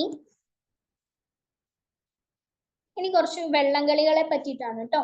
അപ്പൊ നമ്മൾ നേരത്തെ പറഞ്ഞ പോലെ നെഹ്റു ട്രോഫി വള്ളംകളി നടക്കുന്നത് എവിടെയാണ്? പുന്നമടക്കായലിലാണ്. പൊന്നാനി വള്ളംകളി നടക്കുന്നതോ? അതെവിടെയാ? BM കായല്. അയ്യങ്കാളി ട്രോഫി വള്ളംകളി നടക്കുന്നത് വെള്ളയാണിക്കായലില്. ശ്രീനാരായണ ട്രോഫി വള്ളംകളി നടക്കുന്നത് കന്നേറ്റിക്കായല്. രാജീവ് ഗാന്ധി ട്രോഫി വള്ളംകളി നടക്കുന്നതോ എവിടെയാണ്? പുളിക്കുന്ന്, ഇന്ദിരാഗാന്ധി ട്രോഫി വള്ളംകളി നടക്കുന്നത് കൊച്ചിക്കായല്. പിന്നെ നമ്മൾ തുടക്കത്തിൽ ഒരു ഇത് പഠിച്ചല്ലോ, പ്രസിഡന്റ്സ് ട്രോഫി വള്ളംകളി, അത് നടക്കുന്നത് എവിടെയാണ്? അഷ്ടമുടിക്കായല്. അഷ്ടമുടിക്കായലിന്റെ ഫാക്ട്സിൽ നമ്മൾ അത് പറഞ്ഞിട്ടുണ്ടായിരുന്നു. അപ്പൊ നെഹ്റു ട്രോഫി ആണെങ്കിൽ പുന്നമട, പ്രസിഡന്റ്സ് ട്രോഫി ആണെങ്കിൽ അഷ്ടമുടിക്കായല്, പൊന്നാനി വള്ളംകളി ആണെങ്കിൽ ബിയ്യം കായല്, അയ്യങ്കാളി ട്രോഫി വള്ളംകളി വെള്ളയാണി, ശ്രീനാരായണ ട്രോഫി വള്ളംകളി കന്നേറ്റിക്കായല്, രാജീവ് ഗാന്ധി ട്രോഫി വള്ളംകളി പുളിക്കുന്ന്, ഇന്ദിരാഗാന്ധി ട്രോഫി വള്ളംകളി നടക്കുന്നത് കൊച്ചിക്കായല്. ഇതോട് കൂടിയിട്ട് കായലുകൾ, നദികളും കായലുകളും എന്ന് പറയുന്ന ടോപ്പിക്ക് അവസാനിച്ചിട്ടുണ്ട് കേട്ടോ. അപ്പൊ ഇത് എല്ലാവർക്കും മനസ്സിലായി എന്ന് വിചാരിക്കുന്നു. ഞാൻ പറഞ്ഞല്ലോ, നല്ലതുപോലെ നോക്കുക. എസ്പെഷ്യലി നമ്മൾ നദികളെ പറ്റിയിട്ട് പഠിച്ചാലും കായലുകൾ വലിയൊരു ഇമ്പോർട്ടൻസ് കൊടുക്കാതെ വിട്ടുന്നുണ്ട്. പക്ഷെ കായലുകളും വളരെ ഇമ്പോർട്ടന്റ് ആണ്. അപ്പോൾ അതുകൊണ്ട് തന്നെ നല്ലതുപോലെ നോക്കുക. കാരണം കായലുകളുമായിട്ട് ബന്ധപ്പെട്ട് ഒരുപാട് ഫാക്ട്സ് ഇപ്പൊ നമ്മൾ നോക്കിയപ്പോൾ ഉണ്ടല്ലേ, കാരണം വെള്ളംകളി ഉണ്ട്, പിന്നെ ശുദ്ധജല തടാകങ്ങൾ ഏതൊക്കെയാണ്, അങ്ങനെ ഇങ്ങനെ ഓരോന്നും ഏതൊക്കെ ജില്ലകളിലാണ്, പിന്നെ മാത്രമല്ല ഏതൊക്കെ ജില്ല കൂടിയാണ് ഒഴുകുന്നത്, അങ്ങനെ ഒരുപാട് കാര്യങ്ങൾ കായലുകളിൽ ഈ നദികളെ പോലെ തന്നെ ഫാക്ട്സുകൾ ഒരുപാട് വരുന്നുണ്ട്. അപ്പോൾ നല്ലതുപോലെ നോക്കുക, നല്ലതുപോലെ പഠിക്കുക. എല്ലാവർക്കും നല്ലൊരു ദിവസം ആശംസിക്കുന്നു. നന്മ വരട്ടെ. Have A nice day all. Thank you.